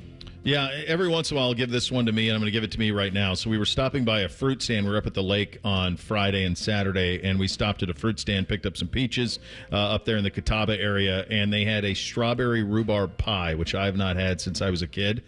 I scooped that sucker right up, baby. I don't have pie very often. Delicious. Delicious. Did the kids like it? No. Did Beamsy think that rhubarb was celery? Yes. Is it celery? No. Is it delicious as a combination? Yes. Especially with it a little warm, a little bit of ice cream. Come on. Undefeated. Good job. Good job out of me on that. All right. Marvin Harrison with where he ranks in Buckeye football history at the receiver position. We'll have a little fun with that coming up next. Bishop and Friends right here on The Fan. We're the highest rated sports radio station in America. There's no joke there. We just are. The Fan, Ohio's sports destination. Right now at the Ram, make this the summer event. Well-qualified lessees get a low-mileage lease on the 2025 Ram 1500 Bighorn Crew Cab, 4x4 for $549 a month for 42 months, with $3,640 due at signing. Tax, title, license extra, no security deposit required. Call 1-877-RAM-5722 for details. Requires dealer contribution and lease through Stellantis Financial. Extra charge for miles over 35,000. Not all customers will qualify. Residency restrictions apply. Take delivery by September 3rd, 2024. Moolah, greenbacks dough, Skrilla chips, bread and mo. 2, 5, 10 and 20, 30 big ones, games aplenty. Cheddar, butter, loot and scratch, find the letters, make the match, cause there's many words for cash, no doubt, many ways to play cash word. Check 'em out. Cash word from Ohio Lottery. It's game time, yo. Cash word, it's fun to go with millions in prizes, don't you know? Lottery players are subject to Ohio laws and commission regulations. Play responsibly. Excuse me, waiter. There's a hair in my soup. A long purple hair. I'm so sorry. I'll get the manager. I'm the manager. How can I help? Wait, weren't you the Plum Insurance mascot? What gave it away? My long purple fur? Something like that. What if all insurance companies were like NJM and were known for putting their policyholders first, not gimmicks? Then all those insurance mascots would have to get real jobs. I'll pass on dessert. No jingles or mascots, just great insurance. NJM. Experience a piece of history this September and pay tribute to those that have served in the Vietnam War. Delaware County Veterans Services invites you to visit the Wall That Heals from September 12th through the 15th at Havener Park in Liberty Township. Witness the official 3/4 scale replica of the Vietnam Memorial in Washington, D.C. The Wall That Heals is free and open to the public 24 hours a day until 2 p.m. on the 15th. For volunteering opportunities and to learn more, please visit thewallthathealsohio.com. Much like a vampire, we need to be invited into your house. But once we're in, we never leave. Listen to The Fan on your Alexa or Google Home smart speaker. Just say play 97.1 The Fan and prepare to be amazed. Do it now. Hey, Bobby Carpenter here from Carpenter Heating, Cooling, Plumbing, and Electric, announcing our August special. Get a new Bryant air conditioner and furnace, and we'll install a humidifier for free. Carpenter and Bryant will do whatever it takes at carpentercolumbus.com. Wendy's new Saucy Nugs come in 7 saucy flavors. Yep, you can literally hear your taste buds going. Taste bud sounds may vary. For a whole new way to nug, gotta be Wendy's. Open till midnight or later. At participating U.S. Wendy's, hours may vary by location. During Toyota's national sales event, you can choose from more hybrid and all-wheel drive vehicles than anyone else, including the family-size Highlander. Now through September 3rd, get any new gas-powered 2024 Highlander and get $1,000 APR cash or $500 on Highlander Hybrid when financed with approved credit through TFS. Plus, every new Toyota comes with Toyota Care, 2 years no-cost maintenance. Get details at Toyota.com. Toyota, let's go places. If a friend asks how you're doing, and you say, I'm okay. When the truth is, I don't want my problems to burden anyone. Or you say, hang it in there. Because if I ask for help, they'll just think I'm weak. Then this is your sign to call, text, or chat 988 for free, confidential support. Anytime. You don't have to hide how you feel. Hello, it's John Kozik, founder and president of TurboTrack Realty, and I buy real estate as is, fast for cash. Give us a call today for an all-cash offer at 614-470-2000, 614-470-2000. I buy vacant properties, inherited homes, divorce situations, death in the family. I even buy my tenants won't pay me the rent houses. Give us a call today for an all-cash offer at 614-470-2000, 614-470-2000. Whether you get pulled over or get into a crash, drinking and driving will change your whole world. Drive sober or get pulled over. Paid for by NHTSA. Fan weather. From the Logan AC and Heat Services Weather Center. Skies are a little soggy for some spots this morning. A few showers in the metro. Those move out as we head through the morning hours and into the early afternoon. Lots of sunshine to end the day. Temperatures in the 70s. Columbus topping out at 77. I'm meteorologist Madison Reich with your weather impact forecast on The Fan. Not interested in Iowa football? Too bad. Chops will tell you about it anyway. This is Bishop and Friends. Hey, and it's Chops to tell you about this, a new opportunity for you, the 20-pound summer slim down with Awaken 180 weight loss. Dropping 20 pounds before summer ends, cruising to your goal of 30, 40, 50-plus pounds down. It's simple. You take the few last weeks of summer eating, drinking, enjoying the weather, but the difference, you're doing it with the 20-pound summer slim down. But Chopper, summer's almost over. Guys, that's the point. The pounds melt off fast with Awaken 180. I dropped my first 20 in less time, and that easy 20 propelled me to reach my goal of losing 60 pounds. Then that propelled me to lose another 35. Think about it. You're about to slide back into the same old fall routine with the same old mindset. Mix it up. Live up the rest of your summer while dropping your first 20. Then jump into a fall with a whole new groove. And yeah, I said groove. You'll be saying it too in just a few weeks. 20-pound summer slim down with the solution for weight loss. Online, awaken180weightloss.com. Bishop and Friends, we're sponsored by Awaken 180. Fast, sustainable weight loss without medications. The solution for weight loss. Awaken 180 weight loss. You guys native Ohioans, you ever remember an August like this? Well, I'm not native, but I've lived here for 20 years. But no, I do not remember an August like this. This is usually dry. It's not just the cool, it's also the wet. It's usually so dry in August as well. We got that kind of the ass end of July, but this has been a very different August. And not a good way. So I guess my concern is that I always feel like with weather, I don't even believe in the science. I think there's like a give and take with Mother Nature, right? So, like, the rain's insane. The amount of rains is crazy. It really feels like spring is what it honestly feels like. To me, it feels like how spring is, how you just get rain and a gray and all of that. But then the temperatures, like, today are mid-70s. We're in the high 60s right now, allegedly going to get to the mid-70s. So that's great. But my fear is that is September. And so that will be replaced. And so then what's September going to get me? And I know we're going to get summer at the end of this week. We're going to get into the high 80s, upper 90s, or low 90s for a couple of days. But that's kind of what it should be. Like, I'm looking at, like, that Browns preseason game on Saturday. I mean, it was pouring and in the 70s for most of the second half of that. Like, that's not August at all. Well, and what we're getting to, it feels like a little like weird, like it's cooler for sure, but it's like a mixture of like the Florida weather where the storm cells are like going quickly. They're coming in and it'll rain for 20 minutes and then it's gone and then it's sunny again. I would rather just like, can Wednesday be a completely overcast rainy day and then the rest of the days be summer instead of just a little bit of rain each day, which is also making the afternoon super humid right now. Even though it's cooler, it's super humid. It's those fluctuations, but the humidity's been here. Yes. Yeah. I actually felt this was the last weekend the boys without school, and I actually felt bad for them because it's just kind of rainy and gross. It was like you couldn't really do. We're going to play golf. Couldn't really do that. When's the first snow in Montana, though? Well, my dad even was complaining. So, like, guess going to get off a decent tangent, but like, so July was August. So July was hot and dry, and so the crops came ready to harvest way sooner than they were supposed to. Okay. They came way sooner, so they were really quite premature. And now they've gotten crazy amounts of rain and cool in August. So it's a very strange situation for them too. I don't know what the hell's going on out there. I'm guessing by early October you could start to see a little bit of it. That's usually when it starts to happen out there. But he was complaining quite heavily about that in terms of the way that the weather is all shaken out. And basically that is our one common denominator he wants to talk about the weather. Like, of all of the things that we could talk about in life, when we do get on the phone, he really wants to talk about the weather. How's my weather? Here's your. He is so consumed with me knowing what the weather is where I grew up. And I'm so not you going there this weekend. So if that was surprising. Not only did you have an idea of Montana weather, but you know exactly what's going on this year, right now. I will get a text from him, several texts a week, telling me 72, 6/10 of rain.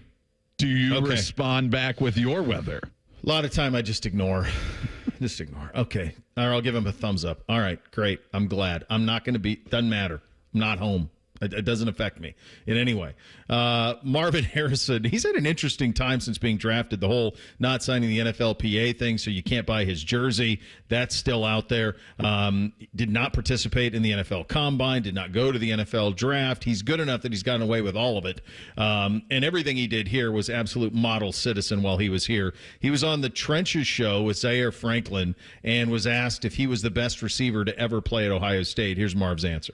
I saw a graphic like a couple of days ago that was talking about like the top wide receivers that were either at Ohio State. Are you in that list? But you put yourself top 5? I think I'm the best. I love it. Look at it from a number standpoint. You do per game on a per game basis, because I think Michael Jenkins or Chris Carter, they started their freshman year. Started their whole freshman year. I didn't get to start my freshman year. I started one game my freshman year. Then obviously my 2 years, I did my thing. Then you look at the accolades: 2-time receiver of the year, Big Ten player of the year, unanimous All-American back-to-back years. I mean, I did it all. No, that's a fact. From an Ohio State standpoint, they always say, "Oh, you didn't beat Team of North." So it's like, I mean, I did it. I think that's a team kind of accomplishment, but that'd be the only thing you can really say that you did as a wide receiver in your career. That's why I think I'm the best. From an athlete and statistical standpoint, obviously talent-wise, we have some great Chris Carter Hall of Fame. I can never discredit him. It's an interesting, it's kind of an off-season conversation if you do like wide receiver Mount Rushmore at Ohio State, and the amount of talent they've had here in the last decade makes it even more difficult to compartmentalize. He's certainly right near the top of any list of best receivers to ever play here. But the one thing I did find interesting was the acknowledgement of did not beat that team up north, because I think that same thing happens with CJ. And that is a burden that all of the guys in this era kind of have to live with. And I don't know if a previous generation had to do it. Like, when I think about when I got here in 2007, obviously the answer to that question was Troy and Rex Kern. Was, you do the quarterback conversation, it was Troy and Rex Kern. But there would be people who would say Joe Germain, that Joe Germain, when he was the quarterback, that was in that conversation as well. And some of those guys aren't held, like David Boston. Some of those guys aren't held to the same. Historically, I hope that it turns out that way for these guys too, because it's in the back of their head. It's top of mind. For Marv to mention that, I think the same thing happens with CJ. Like, without that win over Michigan, it is all just a little bit hollow. You know what I think is tough with those two players, and you name them both, C.J. Stroud and then Marvin Harrison, both had a ton of individual plays that stand out in my mind. Obviously, C.J., of course, and then I'm thinking, like, the Marv, remember that one where he, like, had to, like, bend his left leg back and, like, barely get it into the ground at, like, a 90-degree angle while he was falling out of bounds? So, like, that stuff does stand out to me, and he had tons of great games, but, like, what is the Marvin Harrison game? It would have been, him or C.J. would have been that Georgia game if they had completed it and won it. But like I think CJ's is the Georgia game. Yeah, but when if I went up to Marvin Harrison Jr., I saw him somewhere, like, or if a fan did go up to him and be like, "Hey, remember when you at Texas Roadhouse?" What's that? Sure, Texas Roadhouse. Saw him at Texas Roadhouse. There you go. I was just there this weekend, and but when I go up to him and be like, "Remember that game with you?" It's the Rose Bowl his freshman year with the 3 touchdowns. Because then, I mean, that set the table. But that's the one that comes up to me. Game, wasn't it? Oh, yeah, that is the Jax game. Yeah, Jax broke the record. So Marvin had a great game, too. But correct. Yeah, he had the 3 touchdowns in the Rose Bowl, and it was like, okay, this is coming. Mm-hmm. But, yeah, no, it's tough. When you don't have the Michigan game, it's tough. And CJ's is the loss, it's the loss to Georgia. It's his signature game at Ohio State, which is crazy. But that's kind of what it is. Get some perspective on all of this with Austin Ward. He joins us as he does every Monday. Coming up next, Bishop and Friends right here on The Fan. 1, 2, 3. Here in The Fan is always football o'clock. Proud to be your home of the Buckeyes, Browns, and all the NFL games you can handle. The Fan. Erectile dysfunction is a destroyer of your confidence, of your joy and intimacy, and often it can even harm your relationship. This is Jeff for Tri-State Men's Health, the leading men's sexual health practice in our area for treating erectile dysfunction, and I want you to know today that if you're like most men, you can be free of ED and all the impacts it has on your life. At Tri-State Men's Health, we're your local provider for dealing with men's sexual health issues. Our expert medical teams are focused on treating ED, and we have highly effective treatment plans with some protocols that work in well over 90% of cases. We can even combine treatments for greater efficacy, all of which means it's very likely you'll be having great sex again within just a day or two of your first appointment. You might even find you're performing like you haven't in years. So call us. Your initial visit is just $99 and includes blood work, a medical consult, and if medically advised, a test dose. And if that test dose doesn't work in the office, your visit is free. Call 800-900-9654 or go to tristatemenshealth.com. We have 2 convenient locations, just off 270 in Hilliard and near the Medical Mile in Westerville. August may seem like the end of summer. It also means the beginning of a lot of things, like back to school, festivals, football. At Buckeye Lake Marina, it means the August savings days are upon us. Get huge discounts on all of the new and used boats that they didn't sell. Every pontoon, tri-toon, sport boats, even fishing boats are ready for you. Save thousands on demo models that have been used all summer to show off amazing features. Some have never even been in the water. Take advantage of the August savings days at Buckeye Lake Marina. Their summer hours continue through the entire month of August. Visit BuckeyeLakeMarina.com for details. Hey, it's Anthony here from my friends at Germain Honda of Dublin. Rich is rolling out all of his new Hondas at 2.9% up to 60 months, just not including the Civic Si and Civic Type R, but all the other awesome new Hondas, 2.9%. You love certified? He has the dream deal, 0.99% APR for 36 months on the 23s and 24s, Civics, HRVs, CRVs, pilots, and passports. When you think Honda, you have to visit Germain Honda of Dublin, Sawmill Road, just south of 270. Wouldn't it be fun if we went back and aired old Buckeye games where they kicked the crap out of people? It's happening, baby. Join Timmy Hall for Buckeye Replay, Saturday at 1. This week, Ohio State and Oregon in the national title game. The Fan. Ohio, ready for some quick mental health facts? Let's go. Nearly 2 million Ohioans live with a mental health condition. In the U.S., more than 50% of people will be diagnosed with a mental illness in their lifetime. Depression is a leading cause of disability worldwide. So why are some of us still stigmatizing people living with a mental health condition when we know all of this? Let's listen to the facts and beat the stigma. Ohio, challenge what you know about mental health at beatthestigma.org. Need inspiration? Shop Kroger for over 30,000 mouth-watering choices with savings beyond low prices, like digital coupons worth over $600 each week and up to $1 off per gallon at the pump. More savings and more inspiring flavors make Kroger worth it every time. Kroger, fresh for everyone. Fuel restrictions apply. Check out this great deal on giant-sized Kellogg's cereal. Select varieties are on sale now, 3 for $10 with your card. Kroger, fresh for everyone. Did you and your family lose Ohio Medicaid and need health coverage? Check this out. You may be eligible to enroll in a low-cost health plan at healthcare.gov. With the new law, 4 out of 5 customers can find a plan for $10 or less per month with financial help. Healthcare.gov offers quality plans that cover doctor visits, prescriptions, emergency care, and more. Healthcare.gov is here for you. Enroll today for coverage starting the 1st of next month. Paid for by the U.S. Department of Health and Human Services. This is the White Castle Call of the Crave, and it's telling you to come in now for 10 cheese sliders for just $7.99. 10 cheese sliders for just $7.99. Boom! White Castle. Follow your crave. Limited time only, tax not included. Meet animals from around the world as you explore the Columbus Zoo and Aquarium. Whether you're fascinated by the towering elephant or playful sea lions, we have it all at the Columbus Zoo and Aquarium. Visit columbuszoo.org to plan your visit today. Bishop and Friends is sponsored by Awaken 180 Weight Loss. Fast, sustainable weight loss without medications. The solution for weight loss. Awaken 180 Weight Loss. He knows everything about the Buckeyes. He's been offered tens of dollars by a certain team to spill his secrets. He's told that certain team to go to hell. Damn you all to hell! He's Austin Ward. Sponsored by Awaken 180 Weight Loss. More life, more energy. And he joins, as he does every Monday at this time, on the Brian Heating Cooling Systems Fan Guest Hotline. I think, first of all, my friend, we got to give you your flowers here because you called, you nailed it. You said the date. We thought it would be Howard.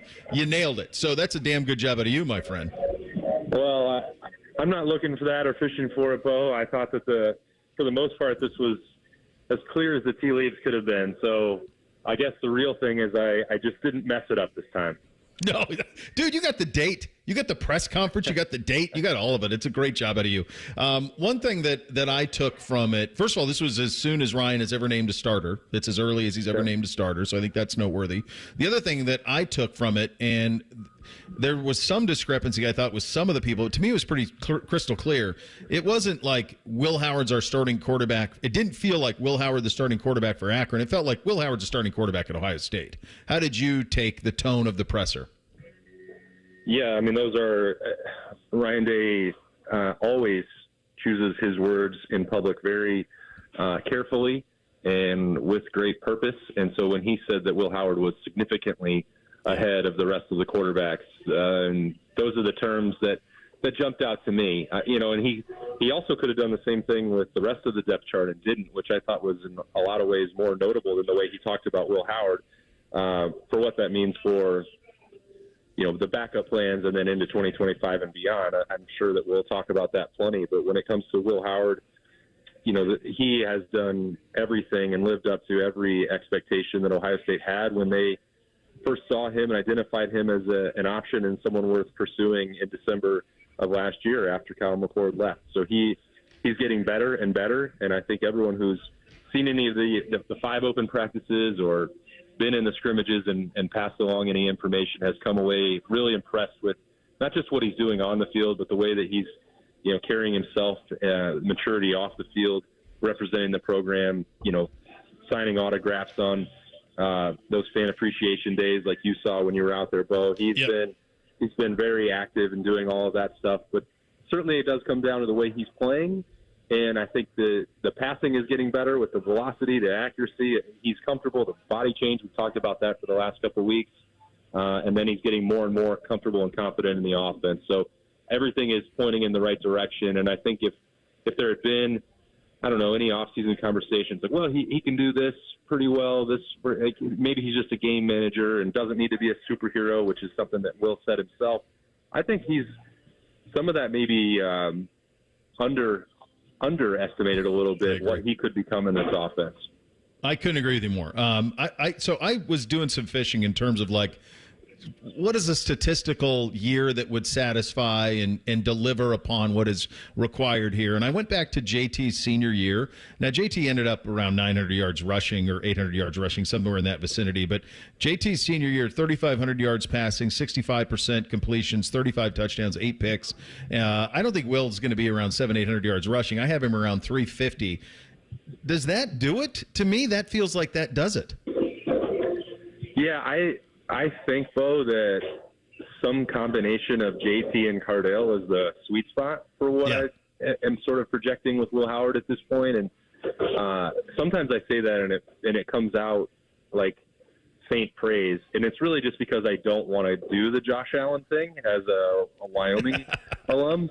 I think that the numbers are going to be I think they're going to be better than a combination of JT and Cardale, with all due respect to those guys. But what they provided in 2014 combined was not like Dwayne. It was not like Justin Fields, and it didn't need to be. And there's enough, look, if Jeremiah Smith and Emeka Buka both go for 1,000 yards, well, that's all going to go in the Will Howard column. If some of the attention on the run game means that teams are going to force him to keep the football more, and so that Quinshon and Travion don't beat them with their legs, that 350 total that you're projecting, that could get higher, because we've seen even in a practice early in camp him bust one around the corner for 70 yards. Like Will Howard has the speed to go with that power, that he can do some things that might inflate that rushing total for him. And I think that Ohio State kind of wants that to happen more than it has in quite some time with their quarterback. So it doesn't, to your point, it doesn't have to be off the charts. It doesn't have to be Dwayne rewriting the record books or Justin Fields, finishing off drives in the red zone, but it could be, which I think is what makes this pretty enticing and exciting to see how it plays out. If you were to hook Ryan Day up to a lie detector test, how do you think he would want the positions, the backup quarterback situation to go this season?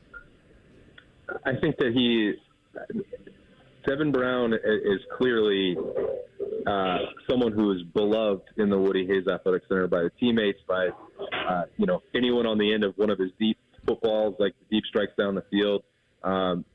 He's got an infectious personality, a competitiveness, a way about him that I think is good, and he's also in year 3 in the program. It is better if Devin Brown solidifies that. And I even if there was a bit of gray area, which I took that to be in the comments from Ryan Day on Thursday, that Julian saying with his arm could really, make that a different conversation or an ongoing conversation throughout the year. I still think it is in Ohio State's best interest for Devin Brown to be that guy this year, and I do think that he will be.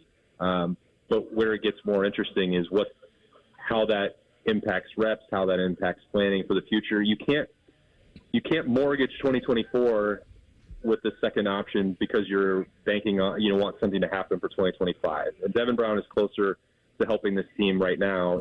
If that actually and absolutely had to happen, he's got the physical maturity, enough knowledge of the system, even with the tweaks that Chip Kelly may be bringing to it, the ability to do things as a rusher that would get Ohio State through these games. The conversation that Berm threw out at me on Thursday was like, well, what if they lose twice? Then what do you do? Well, let's not deal with Holy hell, Berm. I know. I was like, let's not go down that road, because there'd be a whole host of other issues besides who the quarterback was going to be in 2025 if that happened. But in terms of getting to where Ohio State wants to go, I still have a difficult time, especially because of the improvements we've seen from Devin Brown, thinking that there's a world where he's not getting all those number 2 reps once the season rolls around. I had no idea Berm was such an instrument of chaos. He loves the chaos. We're middle of August, and he's dropping, what if we lose twice? My God. All right. You mentioned you've seen 5 practices, and we've seen a lot. Everything that I'm hearing is that the defense is ready to go, right? Especially the back end. Like it's going to be tough for people to score. What other things are you paying attention to when you combine what you've seen with your own eyes and when you talk to the players and coaches? Are there any cause we're 12 days out? What are we waiting on? What are some spots that are still kind of up for grabs? Or maybe what are some spots where coaches are still figuring out how to do it? I think, as you mentioned, Bo, like the secondary is about as cut and dry as it gets. I mean, really, you could say that that's true at all 3 levels. There's still some intrigue and uncertainty about the exact rotation of reps at linebacker, because I think it's pretty clear that Cody Simon, the new Blocko and captain, is going to be out there as much as humanly possible at Mike, and that Sonny Styles will be starting at will.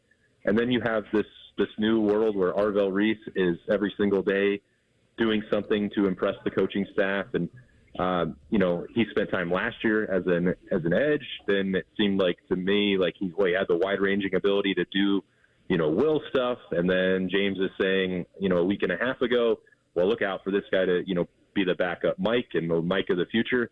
He can really do everything. And I think that he and CJ Hicks go in the same sort of bucket where Jim Knowles, I think, and the staff as a whole have to figure out the right way to deploy these guys to get them on the field they deserve to be, and they can wreak havoc when they get out there.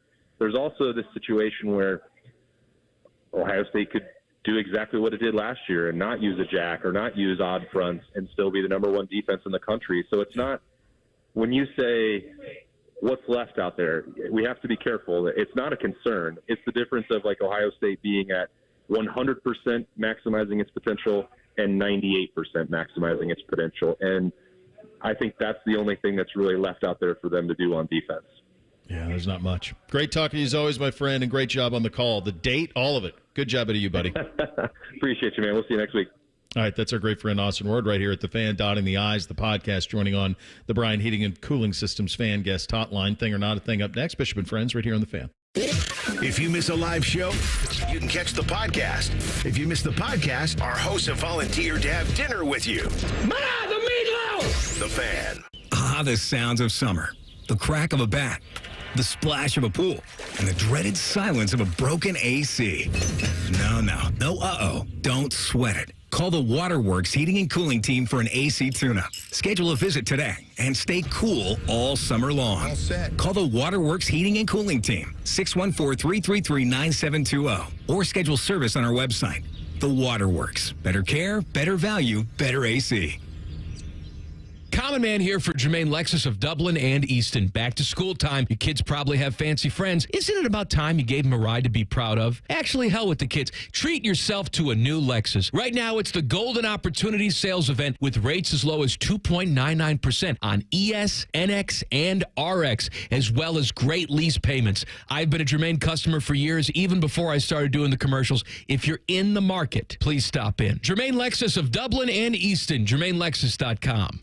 People can't say enough amazing things about Vanscoy Hair Clinics. Men and women struggle with hair loss every day, and they completely change their lives. Vanscoy Hair Clinics is the only company in Ohio that has PRP, platelet-rich plasma, and the multi-unit hair grafting hair transplant procedure. Go to vanscoyhair.com for more info, or call 614-432-8042. Here's what some of their hair transplant clients have said. Around 26, 27, I lost almost all of my hair on top. It changed my life in ways that I could not imagine. My hair is going to continue growing for the rest of my life. There is hope that you can do something about your hair loss. Multi-unit hair grafting gives you 3 times more hair per procedure, saving you time and money. Hair transplants are more affordable than ever, and PRP is a fast, easy, and effective 45-minute treatment for thinning or damaged hair. Call Vanscoy for a free consultation, 614-432-8042, or visit vanscoyhair.com. That's 614-432-8042. Find out what procedure will restore your hair.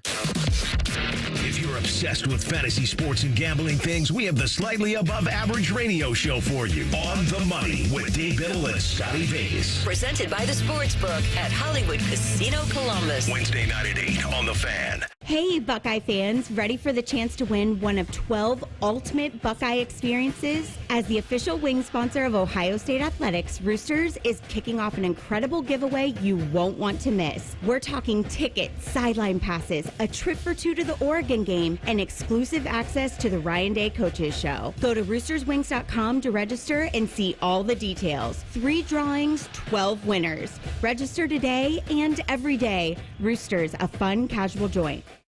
Direct auto insurance is for uncompromisers. Like Matt. When his old car insurance got so expensive, do you think he walked until his sneakers wore out? No, because he found savings with Direct Auto so he could drive instead of compromise. With savings of up to 25% on state minimum coverage, you too can stop compromising and keep driving. Get a free quote at directauto.com or a store near you. Savings vary, terms apply. National General Group, Winston-Salem. Pop quiz. What's the best way to go back to school? With Giant Eagle and Market District, of course. From lunchbox favorites to fun after-school snacks. Shop deals for school days and save on thousands of items throughout the store. Visit your local Giant Eagle or Market District today. Are you ready to turn your passion for media into a career? Ohio Media School is the place for you. With hands-on training in radio, television, sports broadcasting, and digital media, you'll gain the skills and experience you need to succeed. Don't wait. Classes are starting soon. Visit beonair.com and take the free assessment to get started. Enroll today and take the first step towards your dream career. Ohio Media School. Your future in media starts here. Visit beonair.com. beonair.com. Enroll now. When there's a United Dairy Farmers nearby, made from scratch ice cream is too. Stop by while 2 dip cones are buy one, get one free. All flavors, including peach and cookies and cream. UDF ice cream, made for you. The Fan Guest Hotline is sponsored by Federal Elite Heating and Cooling and Bryant, doing whatever it takes to keep you and your home comfortable. The Fan. Taking the art of sports radio and day drinking to a whole new level. You're listening to Bishop and Friends. All right, time for a little thing or not a thing on a Monday. Hit it, fellas. Thing or not a thing. Sponsored by Apex Plumbing Pros. First one today from ESPN. Miami Dolphins wide receiver Tyreek Hill has taken aim at Noah Lyles, challenging the 100-meter Olympic gold medalist to a race on social media Sunday. The speedy Hill apparently wasn't impressed with Lyles' win in the men's 100-meter final at the Paris Olympics on August 4th and took exception on the Up and Adams podcast Monday to Lyles saying Super Bowl champions were not world champions, a dig the sprinter previously leveled at NBA champions as well. Hill took to social media Sunday and encouraged Lyles to sign a contract to compete against him in a 50-yard dash. Quote, sign the contract and lock in that 50-yard race, Hill wrote. Hill's challenge came on the heels of Lyles calling out Dolphins wideout on Nightcap with Shannon Sharp and Chad Johnson in an episode that was posted Saturday. Tyreek is just chasing clout, Lyles said. Continues the quote, anytime someone fast comes up, he would try to race them. If he really wanted to race people, he would have showed up like DK Metcalf, and the man raced in the 60 meters this year in the Masters division. The man dodges smoke. I don't got time for that. He's challenging me. We're racing in the 100. We can race. If he's truly serious about it, and I'm not talking about you're just talking on the internet, you'll see me on the track, end quote. Lyles also trolled Hill during an NBC Sports interview Friday by claiming he didn't know who he was. Thing or not a thing?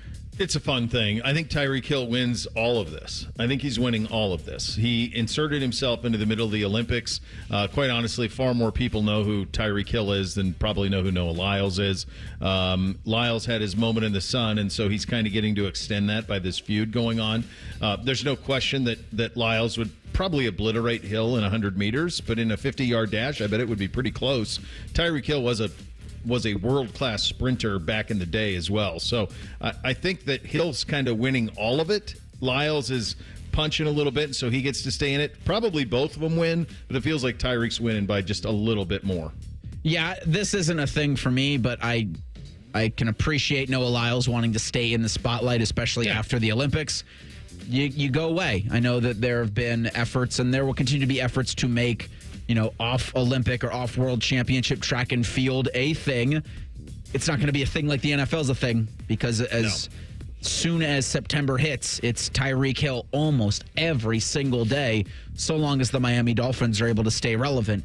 And 50-yard dash, Hill would crush Lyles, but Lyles would crush Hill in 100 meters. So it does feel like they need to find something that's a little more common ground that you would actually have questions as to who might win that. Now, I'm not a running expert, so I don't know who competes in this, but at the USA Track and Field Masters Indoor Championships in March of 2023, Tyreek Hill won the 60-meter sprint, 6.7 seconds. Yeah. I don't know. So he's still tracked fast. Oh, for sure. I mean, we know that, but there's an actual instance on a track recently. It'd be great if Lyles came out and said, Tyreek Hill's not even that fast. Many people are thinking that he's slow. Many people are saying this. A great many people. In an appearance on TSN 1050 in Toronto, Blue Jackets general manager Don Waddell was asked about Patrick Laine. Quote, he's been very vocal about it way before I got here, talking about his trade request. He does not want to play for the Blue Jackets. I think there was a lot of things that went on in the locker room, and he just doesn't want it, end quote. In a separate interview with Mark Scheig of the Hockey Writers, Waddell was asked if he's personally spoken to Laine. Quote, I have not. I reached out to him a couple times when he was in the program because I had that and I did not. Dean did talk to him. Very cordial conversation, but he's made it clear that he wants a fresh start someplace else. You have to have a willing partner, and you also have to have a deal that we can both accept and agree on. And at this time, I don't have that. So I can't rule out any possibilities at this point, end quote. Thing or not a thing? I mean, that's all a thing. So the thing that jumped out to me was the locker room stuff, that there was some locker room stuff that he didn't like. It has been so long since Patrick Laine was a dominant player. It's been a long time. I mean, it just has. He was an all-star his first 2 years, but since then it hasn't been there. He had a couple of decent seasons in Winnipeg, but you're talking 19 and 20. I mean, it's a long time. He had two okay seasons here. The year he had in 21-22, he was a point-a-game guy, played in 56 and had 56 points, 26 goals, 30 assists on that surprising team in 21-22. But the availability just isn't there. He hasn't played 82 games since he was 20 years old into the 17-18 season. So here's the problem, Patrick. You're coming off of, and this is of no fault of your own, but you're coming off of a season which you did not play because mentally you weren't up to it, which is totally understandable, and I get it. And you go through the off-field thing, and you hope he gets well, first and foremost. But he's making money like a top-end guy. So who's going to take that on? He's about as hard a guy to trade as there is in the league. Like, the Jackets are going to have to pay a lot of the salary to make it work. So it's so complicated to try to take him on if you are another team, and there's no way of knowing if he'll be happy there either. So it's a really tough spot for the Jackets, and Don Waddell inherited it. Obviously, Jarmo Kekalainen felt very confident that Laine could resurrect himself at some point in terms of on the ice. Forget the off-ice stuff, but just on the ice that he would get back. And it's probably going to be one of those things that is going to be on Jarmo's. When you look back at his tenure, you go, geez, what happened here? It's going to be one of those. Yeah, and all that stuff you listed at the end of, like, it does feel like it would be the right move for the Jackets to move him and trade him, but can they trade him? What can they get for him? And that's why this is all a thing. It's good additional information of stuff that we've all just kind of been in the dark about because he's been in the player assistance program and nobody's been able to talk to him. And then obviously he hasn't been playing hockey either, but it's still an unfinished thing with the Jackets. Like, this is more information. Yeah. This isn't just nonsense word salad type stuff, but it also is not definitive yet either. No. Like, what's going to happen with all of this? What are the Jackets going to get out of it? Is he ever going to suit up for the Blue Jackets ever again? We still don't know, and that's just why it's been just such a like touch and go scenario with him, and you don't really know what to expect. And I don't know how you approach the other teams. Reese. I do think that's why last week I'd asked the question, are they going to bring him in? I mean, he'll be on the roster when they open camp.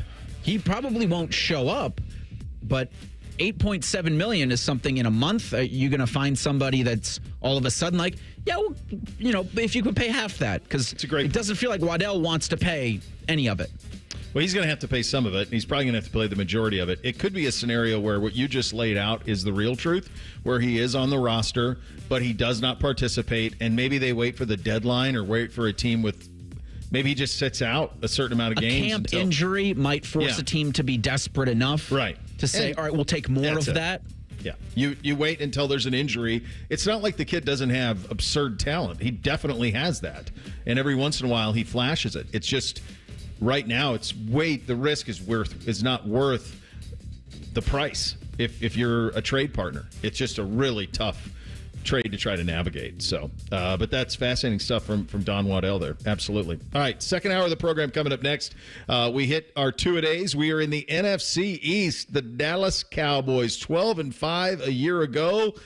What exactly was their offseason plan? We'll check on the Giants as well. Bishop and Friends right here on The Fan. News, opinions, and insight, all before breakfast. Rise and shine with Morning Juice. Weekdays starting at 6. The Fan, Ohio sports destination. This week at Meijer, buy 5 or more and save $5 or more on hundreds of items across the store. Shop items like Pepperidge Farm buns, Johnsonville smoked brats, Breyer's ice cream, and select Coca-Cola or Pepsi products, plus deposit where applicable. Plus, shop hot deals on California red seedless grapes for $1.29 per pound, certified Angus beef T-bone steak for $9.99 per pound, and Meijer chips 3 for $5. Shop great prices and limited deals this week at Meijer. Exclusions apply. See all deals in-store or in the Meijer app.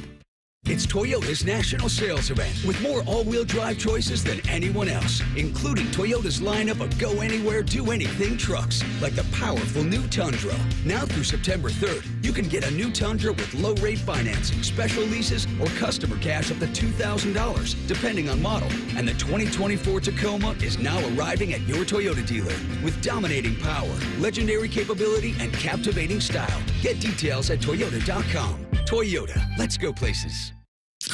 That's the sound of a Mountain Dew. And that's you enjoying its refreshing citrus kick. That's a cool breeze suddenly whistling through your hair. Whoa! That's you realizing you're now on a mountain. This is epic! That's you stating the obvious. That's you stepping up to the plate. That's you winning your kickball game. Yes, let's go! That's you taking another sip of your...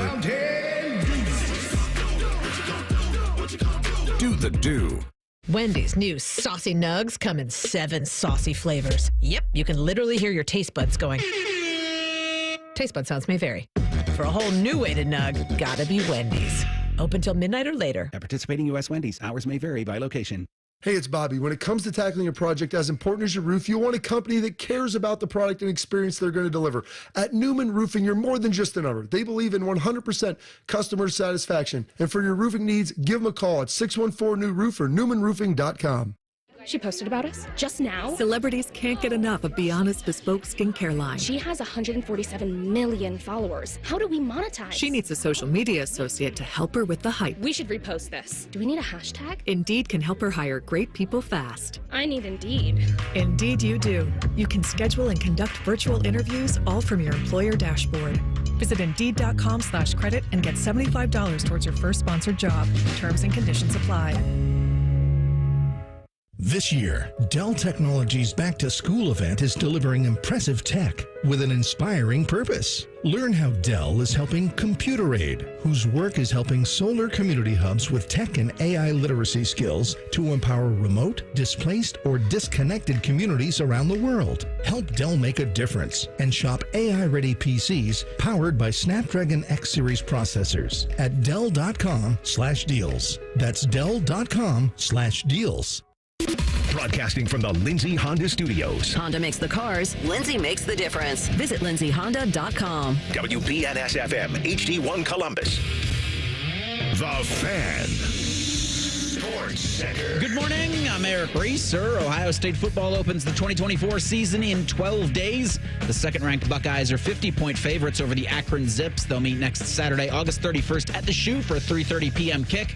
This past weekend, Emeka Egbuka, Cody Simon, Jack Sawyer, and Travion Henderson were named Ohio State football captains for the 2024 season. Week 0 in college football is this Saturday. It's highlighted by 10th-ranked Florida State and Georgia Tech. Those two teams will be playing in Dublin, Ireland, Saturday at noon. In baseball Monday, the Reds are in Toronto to battle the Blue Jays at 7:07. Cincinnati looks to bounce back from a weekend sweep at the hands of the Royals. As for the Guardians, Cleveland's got Monday off. They're in New York to take on the Yankees Tuesday. Cleveland enters the week with a 2-game lead on Minnesota for the top spot in the AL Central. The Clippers are back at Huntington Park tomorrow night against the Indianapolis Indians. Breaking sports news when it happens on The Fan, Ohio sports destination.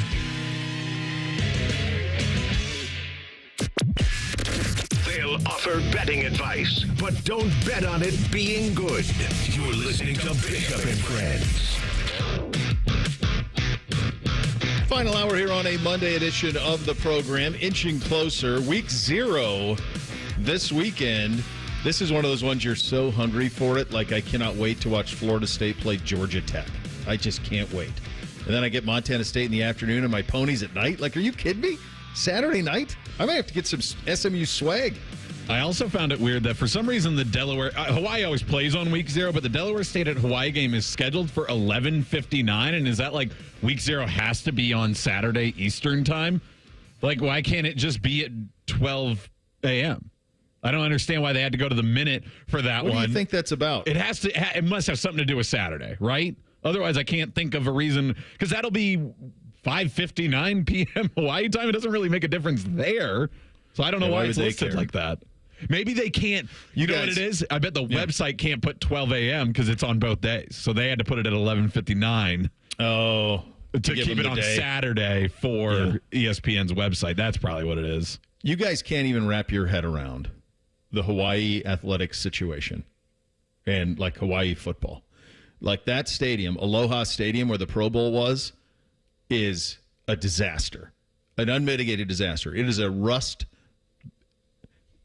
It's not. I don't think they played in it in a while. I think they do like swap meets. When we were by there in the spring, like they were having like swap meets outside of it. But it is just a rust bowl is all it is. It's done. It's a complete eyesore. So they are playing on campus. They're trying to fund it. They're playing on campus. They have like a little mini stadium that they're going to be playing in until they kind of get it sorted out. But it's like the Rutgers situation. It's that times a billion. It's a really tough spot. Like funding to try to get that going. Ben Jay, who used to be under Gene here in the athletic department at Ohio State, at one point he was the athletic director at Hawaii and took that job. And it's a tough job. running the Hawaii Athletic Department. Yeah. Very, very difficult. And now it looks like a high school stadium. It's got a big track around it. It's got basically, bleachers. One side has like a home stadium. Temporary. So because we went by the campus, I always like to go by campuses when I'm in a place I've never been before. I like to see the campuses. And the campus is very urban. But as you go by it, I think that's like a temporary, and they're trying to build like a football only one, but they're having a hell of a time like fundraising it. Yeah. So currently, they're going to be playing in this one that they've done some renovations to, or at least are trying to do. It was 3,500 before that, and it's going to increase to about 9,000. But that's even significantly smaller than the Northwestern one that we've been talking about this year. Yeah. No, it's tough sell. Tough sell out there. All right, two-a-days continues. Let's hit it, guys. Bishop and Friends present two-a-days. Our preseason look around the league. We may skip over the New York Giants and the Washington Commanders. But that's because they suck. Actually, we're going to hit them both. We'll hit the Giants in a second. We'll hit Washington tomorrow. The focus of our attention now in the NFC East. This was the glamour division in football when I was a kid. It is the number one rated division in football now, still. No matter how good these teams are, if you put Giants and Cowboys or Giants and Eagles or Commanders and Cowboys, you put any of those combinations on, it rates through the roof. Obviously, the gold star, or in this case, the blue star of the division, is the Dallas Cowboys. I'm going to ask you guys this. You're both generation younger than me, maybe two generations in Chops' case, but at least one generation for both of you guys. Are the Dallas Cowboys America's team to you at all, Reese? No. I get it growing up in the late 90s because you didn't have the Browns. There were some kids at Windermere Elementary School that had Cowboys gear because that was just a team. It was really, Columbus was a true free agent market for the NFL. It could be the Packers, it could be the Cowboys, the Vikings even. There was Dolphins just because it was always cool to have Dolphins stuff. But also, whatever team you were as a Little League football player at Northam Park, that was also kind of what I gravitated to the Oilers because I was them for a season. But the Cowboys were big, but this was in the 90s. And then when you got to the 2000s, everybody just laughed at them. I've always been pretty inquisitive, so my first memory of really stabilizing the idea of America's team was a friend's dad, and I was just asking him about what football teams he liked. And at one point, the Cowboys came up, and he's like, I never liked the Cowboys because they tried to claim they were America's team. And so then I heard that, and that kind of stuck with me. And so I think that's been my relationship with the Cowboys, is an acknowledgement that they say that. And yes, they do have a lot of fans, but me not liking them for it. Why do you get to be America's team? I will tell you this, having been to a lot of NFL stadiums and places where NFL games are played, I think it would be the coolest thing ever to be a Dallas Cowboy. I think it's being a Cowboy in Dallas, I just can't even, I don't know that anything's even close. Like the glamour that comes with it. Laker in LA, maybe? I mean, in the NFL. Okay, that's what it is. It's Laker in LA, it's Yankee in New York, Dodgers. I mean, it really has that feel to it. There is a glamour to the Cowboys that nobody else in the league has. I am of an age, I'm 40, where they became America's team when my parents were starting to get into football in their teens and early 20s. They were coined that in the 70s. I mean, that's Roger Staubach, Tex Schramm coined them that. Everything that they did, the star, the hole in the stadium so God could watch his favorite team, all of that stuff, coinciding with the television show Dallas, which was huge in the 80s. So that it kind of all came together. And then, obviously, when I'm in middle school and starting into high school, they're winning Super Bowls, right? I mean, that was Emmett and Troy and Irv and all of that. They have not been back to an NFC championship game since 1995. Think about that. 1995 was the last time they got to an NFC championship game. Also the last time they won the Super Bowl. It's been that long. You can't go 30 years without playing in an NFC championship game and be America's team. They're still probably the most popular. They're still the most watched. I guess I don't know if they're the most popular anymore. They're still the most watched. That's finite. If the Dallas Cowboys are on, people watch them. But they haven't been in the mix in a long time, and it feels like they've had various little windows where they could have been. The Romo years, they would get close, and it felt like they were a player or two away. They almost feel cursed, to be honest. And all the while, I mean, even these DAC teams that they'd get close, they'd get an injury. This team doesn't feel like that at all. This doesn't feel like a contender in any way, shape, or form. They had a very quiet offseason, didn't do a whole lot to try to improve the team. They're running back a coaching staff that most people think's a little bit morbid, and yet they're the most valuable entity in the world in sports. They're the most valuable. So they are still that. They're worth more than Real Madrid, which that never used to be the case. That's the part. Yeah, you're right. It has been woeful for them in the playoffs over these last 2 decades, or 3 decades, I guess, actually for them. But they've increased in value 100-fold. So it sort of worked out for Jerry Jones. Like since he took over, bought him for $150 million. Another were $10 billion. So that works out. It's weird. You're right. They are still a huge draw because there is the Cowboys do that where the Cowboys are playing on Monday night. I'll watch that game, but they're not contenders in that sense but they still just reach so much higher levels than, say, any other NFL team. But I think that's why, the America's team thing doesn't have to be pushed as much. One, they've just been grandfathered into it without having to say it. And two, the NFL is so popular that as long as you're not Jacksonville, you're usually a pretty good watch anyways. And they just, for some reason, still boost the ratings overall. And I think it's just because we're all familiar with it. We like familiarity when we turn on a sport. And even if the Cowboys haven't been great, we know who they are. And because they're reported on so much, we know who their players are, too. Yeah, no, you know them. They look the same. They look great. I like to point this out when we talk about the Cowboys every year from a uniform standpoint. They have 3 different shades of blue on the uniform. Nobody else has that. Their home uniform. They have the aqua blue, gray pants. A royal blue is in the numbers, and then navy blue on the star. And then they wear silver and white on those as well. Nobody else does that. They just have kind of a crazy thing, and yet it's iconic, and it certainly all works, and it looks damn good.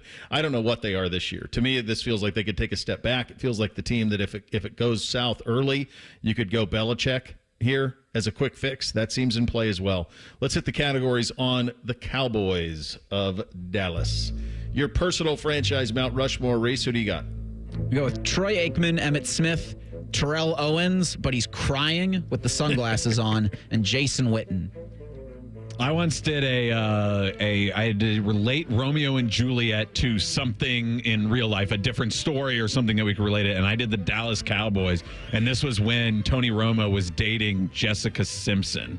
And T.O. was in my list. And I always remembered that because he was, that's my quarterback. So I had T.O. in there as well. And then I realized I know a ton of Cowboys, but I don't love them. So I went with Jerry Jones because he's a lot of fun and he's been around and he's very important to football. Michael Irvin, another guy who he definitely lived it up as a Dallas Cowboy and kind of continues to as his life goes on. Just I'm a Dallas Cowboy and that's what he's going to do. And then Tom Landry, one, because the hat on the sideline, classic look, obviously a classic coach of the NFL, but also in the show King of the Hill, Bobby Hill goes to the middle school, Tom Landry Middle School, which I always thought was a hilarious joke. And also Landry of Friday Night Lights. Yeah, there's a lot of Landrys. As Coach calls them. There's a lot of Landrys out there. Yeah, I go Staubach. Michael Irvin is the quintessential Cowboy to me, and having spoken to him several times, everything you think Michael Irvin is, he's that times a billion. I mean, that truly has lived the most Irv life ever. Go Zeke here. By the way, Zeke's going to start at running back, wearing number 15 after wearing 21 all that time, so he's back. But I'm going to go Zeke here. It was awesome to see, a kid that we knew from the time he came here out of St. Louis and turned into that great start. I went Jerry as well. I just think Jerry's pure joy.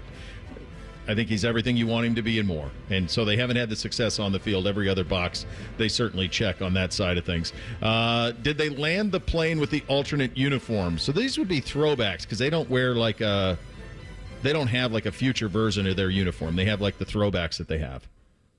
Yeah, we're talking the ones with the white sleeves and then all the navy in the chest. I think those are those with the star on the top of the shoulder. It's the darker blue, not the gorgeous '90s blue, right? Right. Is the predominant color. It's an average jersey.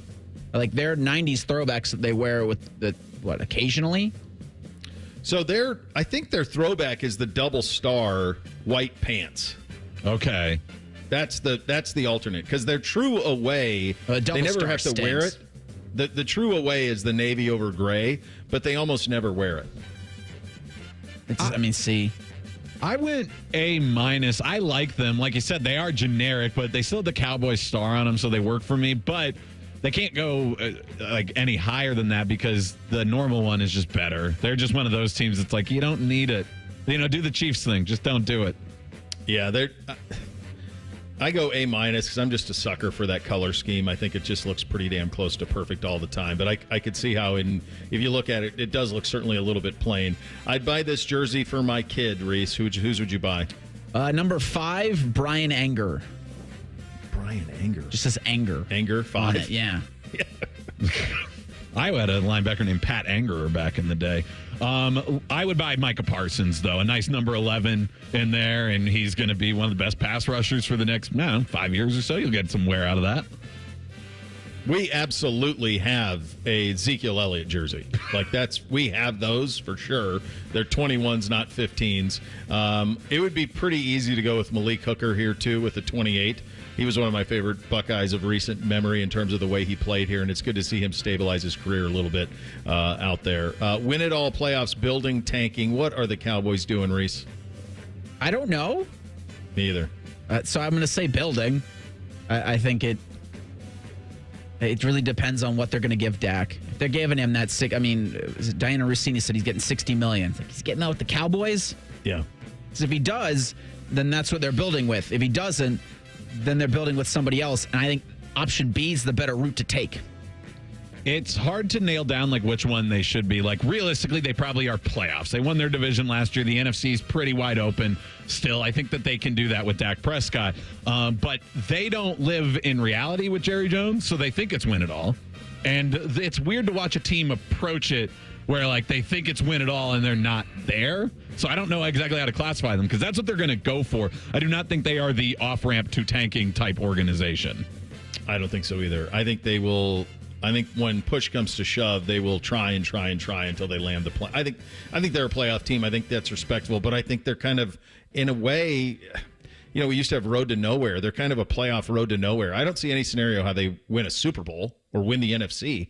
None of those things seem possible at all for them. So it's make the postseason, and I guess those are your flowers. A team that is certainly in the tanking position and had one of the strangest off seasons, especially having Hard Knocks watch all of it, was our friends with the New York Giants. We'll do those guys coming up next. Bishop and Friends right here on The Fan.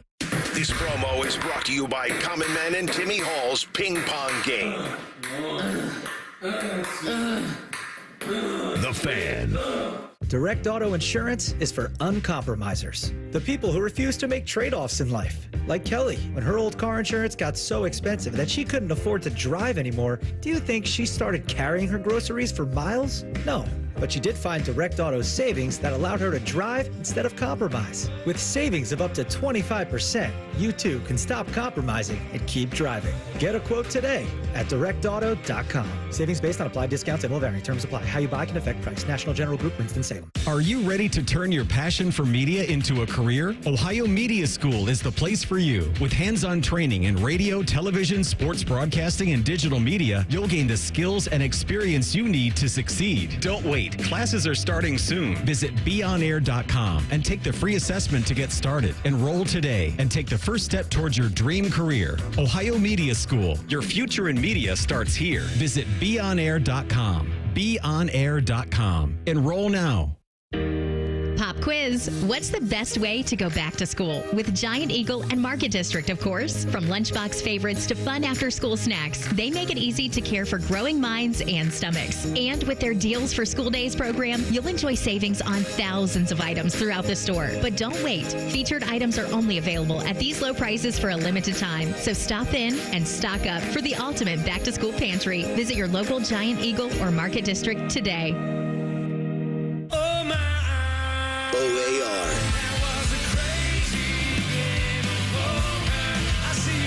Live in concert. Summer Tour 24. August 29th at Kimba Live Outdoor. With special guests, Right, and DJ Logic. Buy tickets now at AXS.com and the Penn Station box office. OAR Live. Brought to you by Bud Light Seltzer and Promo West Productions. Here's a quick listening guide. When something's on the fan, it's on the station you're listening to right now. If I say something's on ESPN Columbus, it's on 1460 AM and the Fan's HD2. When in doubt, stream it on the Fan app. Thank you and good night. Coming this Labor Day weekend, Bob's biggest challenge yet. It's time to dare to compare. It's got action. It's got suspense. It's got beeps and boops and dings and whomps and more savings than you'll believe on living rooms, dining rooms, bedrooms, mattresses, and more. And best of all, you get to play too this Labor Day weekend. Now open in Reynoldsburg and coming soon to Polaris. See how much you can save this Labor Day weekend when you dare to compare at a Bob's near you. 1-877 Cars for Kids. KARS Cars for Kids. 1-877 Cars for Kids. Donate your car today. Donate today at carsforkids.org. That's cars with a K. Your car can be picked up as soon as the next day. Receive a tax deduction and vacation voucher. 1-877 Cars for Kids. Donate your car today. Now accepting donations of land, homes, buildings, or any kind of real estate. Healthcare.gov is here for you when life happens. If you lost your health coverage because of turning 26, going off Medicaid, leaving your job, or moving, you could be eligible to enroll in new coverage now. And if you need to update your coverage because of marriage or having a baby, you could also be eligible. But don't wait. There's a limited time to enroll. Check your eligibility at healthcare.gov today. Life happens. Get covered. Paid for by the U.S. Department of Health and Human Services.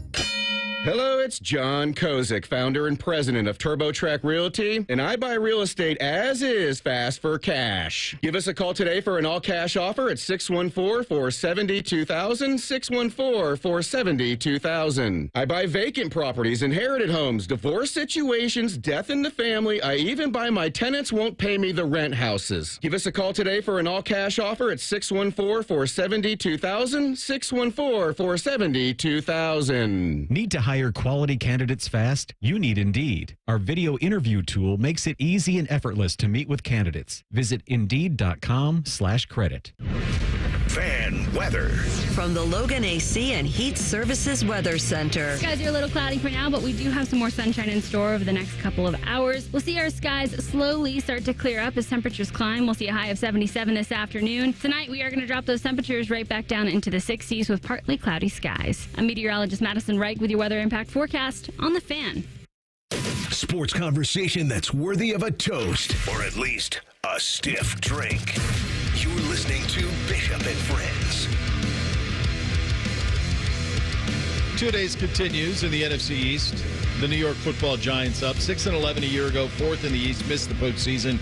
Had a very strange offseason that they were on Hard Knocks. And I got to be honest with you, when it originally aired, I didn't have a whole lot of interest in it from the standpoint of I wasn't craving football at that time over the course of this summer. But I have gone back and watched the Giants offseason Hard Knocks. And if you want to see how a borderline dysfunctional front office works, there it is. And the fact that they talked so openly and that they so doggedly pursued drafting a quarterback while a year removed from giving Daniel Jones 4 years and $160 million is wild to me. I cannot believe they allowed for it all to be made public. It's almost like they forgot the cameras were on. I mean, at one point, like on draft day, they call Elliott Wolf with the Patriots and they're like, hey, if you're interested, give us a call. Don't do anything without letting us know. Like, they were willing to go get a quarterback, whether that was Drake May or whomever. Jaden Daniels probably seemed like it if you watch the show. But they were willing to go up, and they were calling to try to get a quarterback. This is all after being a year removed from giving Jones that 4 years, 160. John Morrow was asked this week about if he regrets, or this was 2 weeks ago, asked about if he regrets giving Daniel Jones a contract. He said no. If you're curious why they gave Daniel Jones the contract, it comes after the 2022 season where Daniel Jones has honestly, statistically, a pretty pedestrian passing year, but they went 9-6-1. He threw for 3,200, 15 touchdowns, 15 picks, 67% completion percentage. But he also did something else that if we played a game called Guess the Stats, I don't know if either of you, and I certainly would not have been close. Do you know how many rushing touchdowns and rushing yards, and I'm framed it this way, so you're probably going to guess high, Daniel Jones had in 2022? 600 yards and 8 touchdowns. 601 yards and 9 touchdowns. 708 and 7. Yes. Wow. He ran for 708 yards in 2022. So they give him the contract, and now they're kind of stuck. It's funny, too, because if you look at, because they didn't draft a quarterback this year, they got a guy who I think we all can acknowledge is going to be a stud in Malik Neighbors. They get him with their first-round pick. He looks great. They still have Jalen Hyatt, who was the standout from Tennessee the year before. Wan'Dale Robinson, remember him from his time at Nebraska? He's sitting there in the slot for them. So they've got some young, intriguing talent at receiver. Jones is the quarterback. The running back situation's a bit of a mess. The offensive line situation is okay. Defensively, they go and get Brian Burns from Carolina, so they get that deal to happen. They've drafted Kayvon Thibodeau. They've got some pieces, but it's really just this notion of the quarterback kind of holding them back. And we'll get to it, but this team, to me, guys, is dying for off-road to tank. Like, Drew Lock's the backup. It would be so easy if they get off to a slow start. Daboll's fired, you moving off of him, you get off to a slow start, and you off-ramp to Drew Lock. That just seems like layup for tank if they want. Or, I mean, forget Drew Lock. Put Tommy DeVito back in. At least the fans like Tommy. Throw him in, the New Jersey boy. But, yeah, either way, I just don't see it coming together for this team. I mentioned the NFC being more wide open, but they are not in that kind of conversation. And then within the NFC East is one of the ones that isn't open at all. I don't see a way that they get to the top of this division. I don't think they're in the wild card discussion anyways. I haven't watched most of that Hard Knocks, but I've seen some clips from it. And like you said, with the dysfunction, and it's almost like, I guess it's because when you actually see it like that, it's not that they are so dysfunctional. And I think they got away with showing so much of it because they don't realize how dysfunctional they are, because nobody looks like, from what I saw from the few clips, that they're rowing in the same direction at all. I don't know if the Giants know which way they're going. Anybody in the organization. Doesn't seem like it. They've got 4 of their 6 divisional games before that Week 10 matchup against the Panthers in Germany. And so they could easily come back from Europe and just be non-existent because they're going to be on 1 o'clock kicks for most of for all of December, it looks like. And then 2 games in November, 1 o'clock, and you get a 4:30 kick. So nobody's going to be paying attention to them anyway. Most of their primetime stuff, that's before that matchup in Germany. And then they can just kind of go away for the last part of the season. They're one of the. You're right. That's why the off ramp is there for them. I think the franchise is kind of an interesting franchise because they were one of the foundational teams of my youth. They won 2 Super Bowls with Bill Parcells, with Lawrence Taylor and all of the stuff that came with that defense and the smash mouth, Joe Morris, all that stuff. And they have these 2 improbable Super Bowl victories over the Patriots. They're just crazy.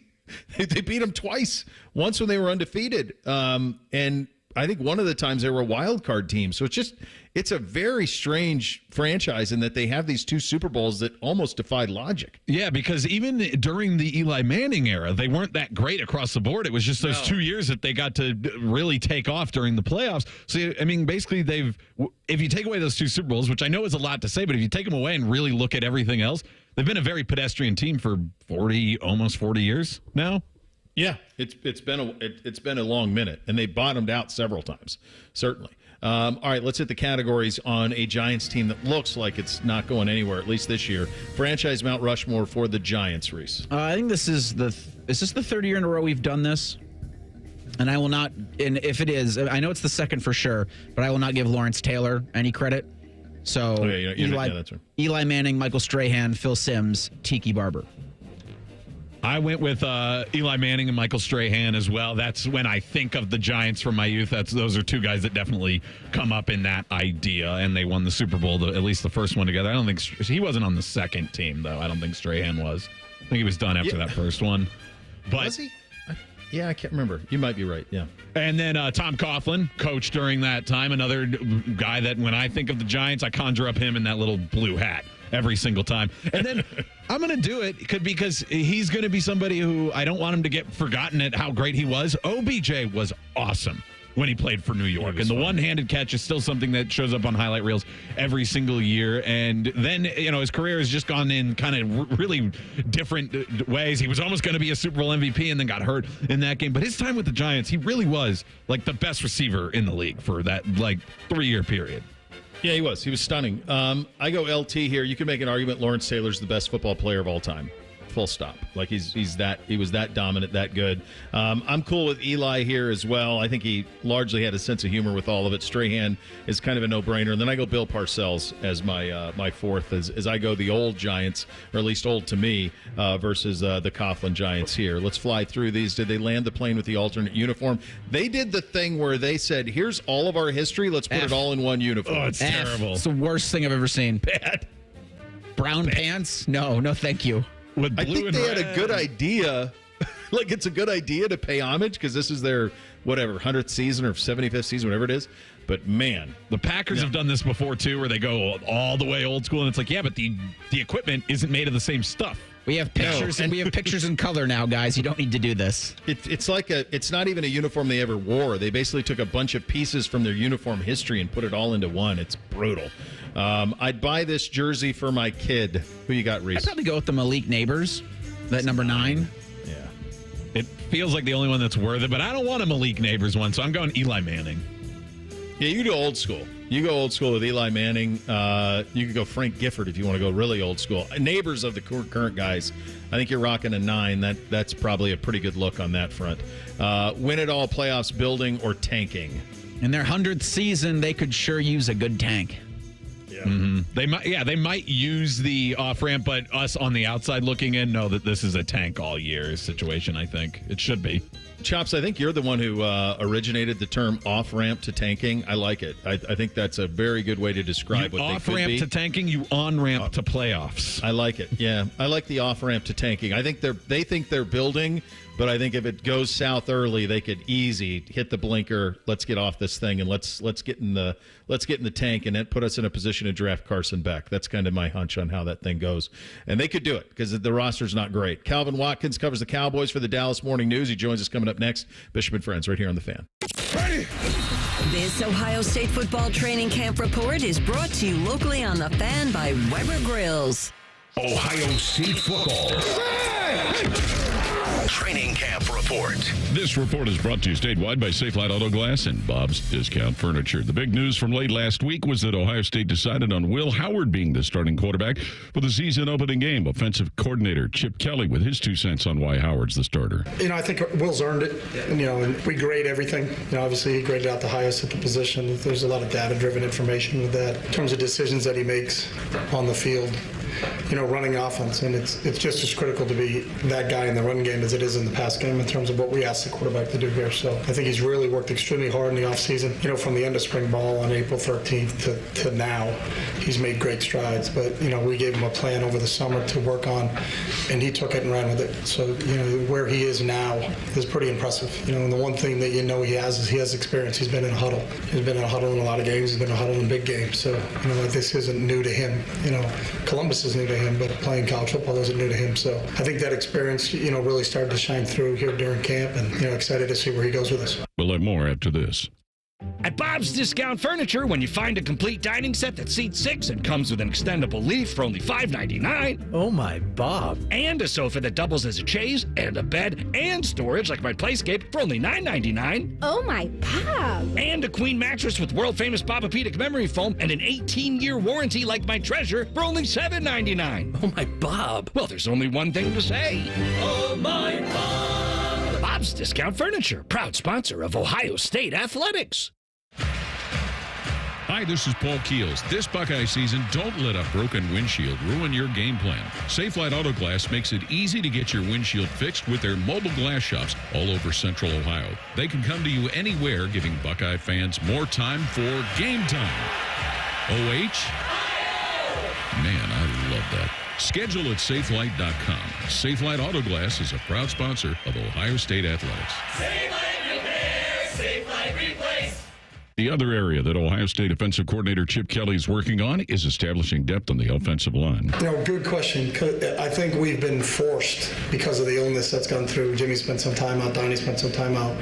Fitz has spent some time out. Carson's been out for a little bit. Luke's been out for a little bit. So I think Zen and Austin are 2 guys that have really stepped up and kind of caught your eye that, maybe not as much as it was in the spring, but they're taking advantage of their reps. And I think, one of the things you always preach as a coach, and sometimes it's coach speak, don't count your reps, make your reps count. But those two guys are two guys that have really made their reps count. I think Tegra, because Tegra's taken every snap since, hasn't missed a day. He's made his reps count. Seth has made his reps count. So, those four guys have probably been the most consistent just because the other guys have been out, so it's been in and out, in and out, in and out. So, but those four guys have kind of stood out for us. This is Paul Keels on the Ohio State Sports Network from Learfield. The drums bang, the flame sparks, the trumpets blow, the hot dogs sizzle, the crowd cheers, the fans eat. The sounds of Buckeye football are synonymous with the best damn band in the land in the stadium and the Weber Grills outside the stadium. Weber is a proud sponsor of Ohio State athletics. To celebrate another season, Weber is launching a limited edition Ohio State grill, inspired by our Buckeye helmets. Get the best damn grill in the land at Ohio area retailers near you ahead of the football season.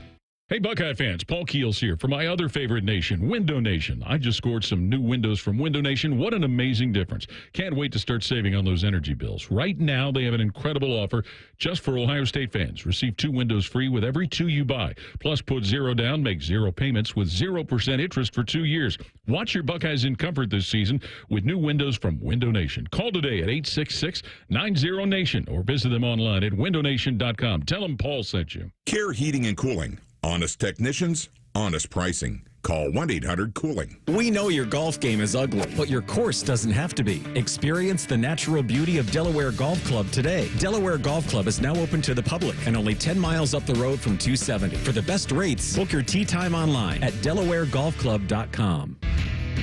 Nothing makes being outdoors better than having the right gear and the right crew. So here's an idea. Let Mountain Dew supply the gear and you bring the friends. Because when you buy specially marked multi-packs of Mountain Dew, you can collect points and earn epic limited edition outdoor gear. We're talking everything from custom Mountain Dew camp chairs and backpack coolers to exclusive Mountain Dew tents, fishing boats, and more. So buy Dew, collect points, get gear, and get outside with Mountain Dew outdoor gear. Open to legal U.S. residents 18+. Subject to program terms at dewoutdoors.com and 12/31/24. Void or prohibited. Bishop and Friends is sponsored by Awaken 180 Weight Loss. Fast, sustainable weight loss without medications. The solution for weight loss. Awaken 180 Weight Loss. Drink recommendations, movie reviews, sports discussion, or whatever the hell Reeser does. This is Bishop and Friends.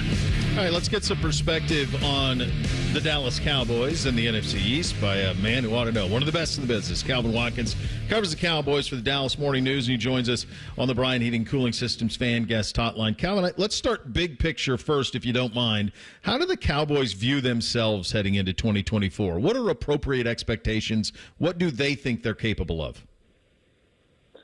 Well, they think they're capable of winning a Super Bowl. I think they feel that way every year. Whether or not they can get there is a different story.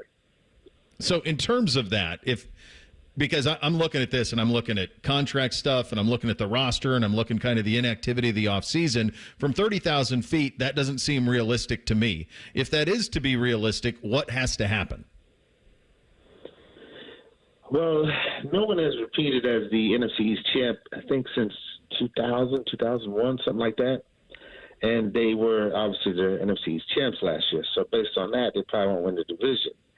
But they're good enough probably to get in the playoffs. That means they'll get one of the wild card spots. Realistically, this is probably a 10-win team, maybe 11 wins. The early part of that schedule is going to be real difficult. As you know, they go to Cleveland for the opener, and they go to Pittsburgh early in the season. So San Francisco again early in the year. So the schedule is going to be very difficult early, as I said.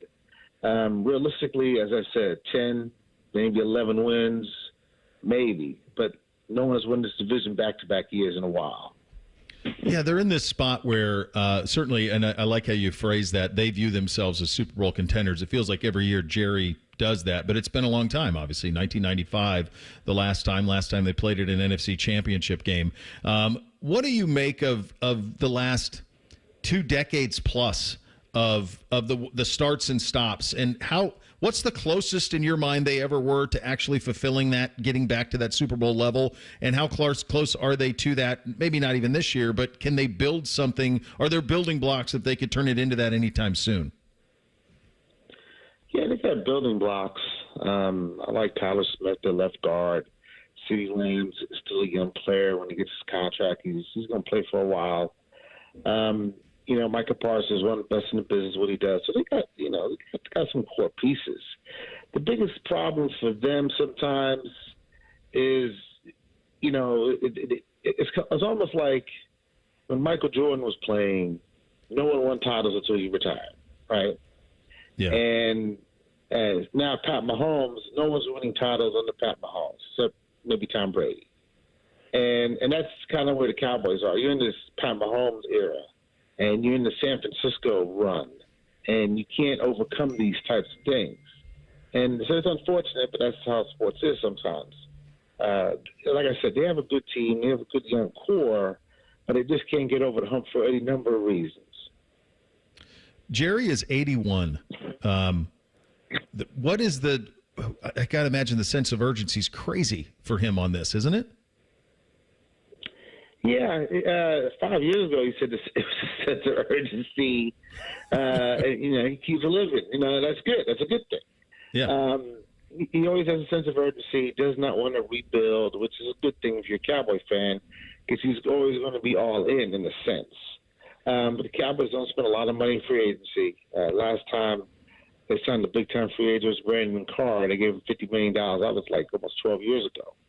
So they are a draft and develop team. And when you draft and develop, you got to pay your guys if they become elite players. And that's what they have with Parsons and Lamb and Trayvon Diggs and Dak in a sense.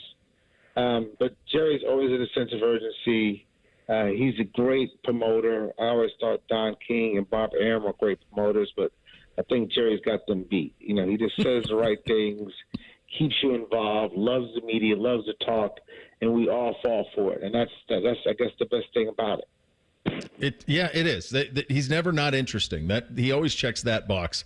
Talking to Calvin Watkins, covers the Cowboys for the Dallas Morning News. Do you anticipate all the contract stuff they're dealing with down there is going to get sorted out by the time you play the opener against Cleveland? Yes and no. I think they get CeeDee Lamb done before the season starts, only because he's not here in training camp. Dak, I go back and forth. Dak says something interesting. He's comfortable where he's at. If he has to play somewhere else, that's the business of it. He says he has an obligation to other quarterbacks, and when we asked him, what does that mean? That means I got to get paid. If you think I'm an elite quarterback, then you got to pay me like an elite quarterback. I'm not sure if Dak will get done before the start of the season. That might drag into the regular season a little bit, and they'll get it done. Michael Parsons, another guy who needs a new contract. They won't talk to him until next year, and Parsons is okay with that because Parsons wants to see what the market is before he, puts anything on the table. How's Zeke looking? I guess he looks okay. He gets limited reps in practice. He's not playing in the preseason. He looks fine. I'm not saying he's Gale Sayers or anything, but, we'll find out in Cleveland. I will say in the last 5 games of last year, when he played for the Patriots, he did look really good. And that was the healthiest he's ever been. He was very spry. That was kind of a word I used. And he didn't really start, the first, 10, 12 games of the year last year. And then he started the last 5 games, and he looked really good. So if you have a running back by committee, which is what the Cowboys are going to do, that should keep Zeke fresh. Zeke is no longer a 20, 25 carry per game back anymore. So if you give him, say, 10, 12 carries a game, throw 3-4 passes his way, I think he'll be fine. Calvin, I'll get you out of here on this one. Give me your big picture on the NFC East. Philly, the favorite, how do you slot the 4 teams? And which of the 4 do you think are kind of headed in the right direction? And maybe more than one. Well, since no one repeats every year, I'll say Philly's the favorite. Yeah. But they got a new offensive coordinator, Kellen Moore. Seems to be some issues with the quarterback and the head coach. So Philly I like Philly. Philly had a really good start last year, then their season fell apart. Cowboys I think are a good team. I don't know if they can repeat as division champs. So I'd say Philly and Dallas, their arrows are pointing up. Washington, I kind of like Dan Quinn. We'll see what he can do. You got to get a quarterback over there that maybe they can. I think they might have solved that problem. I believe with Daniels, but we'll see. the Giants are the Giants. I thought the Giants would be a lot better, to be honest with you, but I think they are just I don't know what they're doing over there. They always have problems. I saw the quarterback do 2 interceptions in a preseason game, and they had a chance to draft a quarterback last year. They did not, and they were in an awkward spot because they already paid Daniel Jones. So, but then again, they could have done what Atlanta did, and that was draft a quarterback, even though they had one already on the books, in Kirk Cousins. So the Giants, I would say, is the weakest of the 4 teams in that division, and then Washington, Dallas, and Philly. Calvin, great stuff. Appreciate your time as always, buddy. Thank you for giving us a little bit of it today. Thanks, man. You take care. Have a great week. All right, that's the great Calvin Watkins covering the Cowboys for the Dallas Morning News. Dallas opens the season at Cleveland in Week 1. The last time they did that, Reese, is it 2008 regular season? They opened up there, and they whipped the that was coming out of the Anderson and Braylon Edwards and all of that season, Kellen Winslow the year before, and then they got that opener in prime time and in the 425 America's Game of the Week, and Dallas put it on them. I don't sense that happening this time around. Not with Tom Brady in the house. No, it'll be Brady's debut too. Yeah, that's right. You get the big one. You get the 425. You get Brady and all of that. So Browns and Cowboys to open the season up in Cleveland on the lake. Yeah, it feels like Eagles to me. Lots of stuff to sort through with the Dallas Cowboys. We hit 3 things on a Monday. Up next, Bishop and Friends right here on The Fan. The only radio station still operating with an active booze cart. I'm drunk right now. No, I'm not. Yes, I am. The Fan, Ohio sports destination. Hey, what's up? It's T-Bone. If you need a new roof, but you're not sure you can afford it, no problem. Right now, Able Roof is offering no payments, no interest until 2026 for qualified buyers. Yep, that's the same Able Roof that's been voted the #1 roofing company in Columbus by Consumer Choice Awards 22 years in a row. Want more? Able Roof will give you up to $1,000 off a new roof, siding, or windows. This is a limited time offer, so call Able Roof today. Call Able for the proof. 444-ROOF. At Bet365, we don't do ordinary. We believe that every sport should be epic. Every home run, every hit, every inning, every play. From the moments that are legendary to the ones that fly under the radar. See for yourself when you sign up today and get $150 in bonus bets when you bet just $5. Whatever the sport, whatever the moment, it's never ordinary at Bet365. 21 plus only, must be present in Ohio. If you or someone you know has a gambling problem and wants help, call 1-800-GAMBLER. Terms and conditions apply. Experience a piece of history this September and pay tribute to those that have served in the Vietnam War. Delaware County Veterans Services invites you to visit the Wall That Heals from September 12th through the 15th at Havener Park in Liberty Township. Witness the official 3/4 scale replica of the Vietnam Memorial in Washington, D.C. The Wall That Heals is free and open to the public 24 hours a day until 2 p.m. on the 15th. For volunteering opportunities and to learn more, please visit thewallthathealsohio.com. Hey, it's Anthony Rothman for the Bath Authority. It's time to make your bath and shower something you really love. Something so great, your singing in the shower comes from a genuine place of happiness. Don't keep staring at that outdated bath, the mold, the mildew, the broken tiles. Every unit from the Bath Authority is custom built. You choose the premium accents and accessories. Right now, get free installation on your new bath or shower, plus 36 months of 0% interest. Visit thebathauthority.com. That's thebathauthority.com. A better bath awaits. Common Man and T-Bone are known for many things. And while great radio ain't one of them, shoving food down their gullets is their specialty. Join Man and Bone for Fat Boy Food Tip. Live at 3 or on the podcast. Your home for fat. The Fan. One thing about us parents, we think we know what's in, but we're usually way off. That's why I take my kids to Great Clips for back-to-school haircuts. From fresh fades to beachy waves, they can use the online lookbook to find the cuts they want at prices I can't resist. Plus, with convenient online check-in, we save tons of time, too. I may never know what's cool again, but hey, with back-to-school haircuts at Great Clips, I don't have to. Download the app today. Great Clips. It's gonna be great. Hey, what's up? It's T-Bone. Let's talk about your sleep, specifically if you're not getting enough of it. If you're feeling groggy all day because you didn't sleep well, that is an awful feeling. I've been there. And if you're snoring when you sleep, well, that could be a big reason why you aren't feeling rested. This fact surprised even me the first time I heard it, and that is as you age, your risk of having obstructive sleep apnea nearly doubles. That's right. You need to find out if your snoring is related to sleep apnea, because if it is, there's actually help available for you right now. Dr. Mark Levy is board certified in the treatment of sleep apnea, and he offers a custom-fitted oral appliance that effectively treats sleep apnea. I have been telling you about this for years. And maybe you've been snoring for years. Now's the time to get this fixed. Plus, most Medicare patients have little to no out-of-pocket costs for this treatment. So you need to stop putting it off. Don't ignore your snore. Get your sleep apnea treated by calling Dr. Mark Levy today at 1-800-MORE-SLEEP. Get the life back you deserve. Call Dr. Mark Levy today, 1-800-MORE-SLEEP, or visit him online at sleepbettercolumbus.com.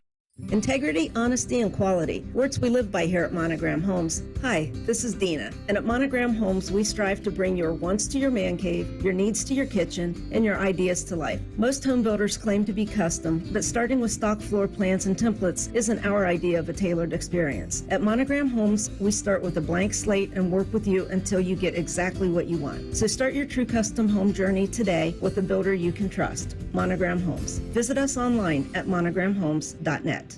All your favorite fan shows are available when you want them. Head to 971thefan.com and hit that subscribe button. The Fan, Ohio sports destination.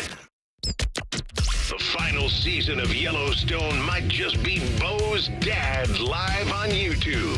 What's the difference anyway? This is Bishop and Friends. Hi, Reese. What are you on the poll? Today's daily fan poll asks, who will start more games for the Steelers this season? Justin Fields or Russell Wilson? 72% of respondents think Justin Fields will start more games for the Steelers than Mr. Unlimited. I feel like it's going to be Russ. They want it to be Russ. I think it's going to be Russ. Fields hasn't done enough to take it. You have to take it. No, from Russ. And he's a little too erratic throwing the football right now based on everything you've seen the last couple of weeks of camp. Did you guys see this Colt McCoy retiring from the NFL? 14 seasons. He's now going to serve as an analyst for NBC during Big Ten games, making his debut September 7th with Colorado, Nebraska. So are we to think that he's going to be on the call with Noah Eagle and Todd Blackledge? Or is this a different... Is he sidelined for them, maybe?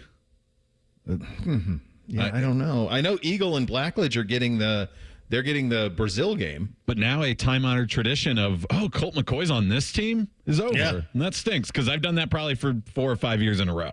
He usually comes in once a year, and you go, he's still around. So, he was drafted behind Tebow, Bradford. There's several others who have been out of the league forever. And he was in the league he got paychecks for 14 years. It's a hell of a run. And usually it's not a guy who was the guy in college that does that career backup journeyman thing. He was a dude. Mm-hmm. If he doesn't get hurt in that Rose Bowl game, Texas probably wins a national title that year.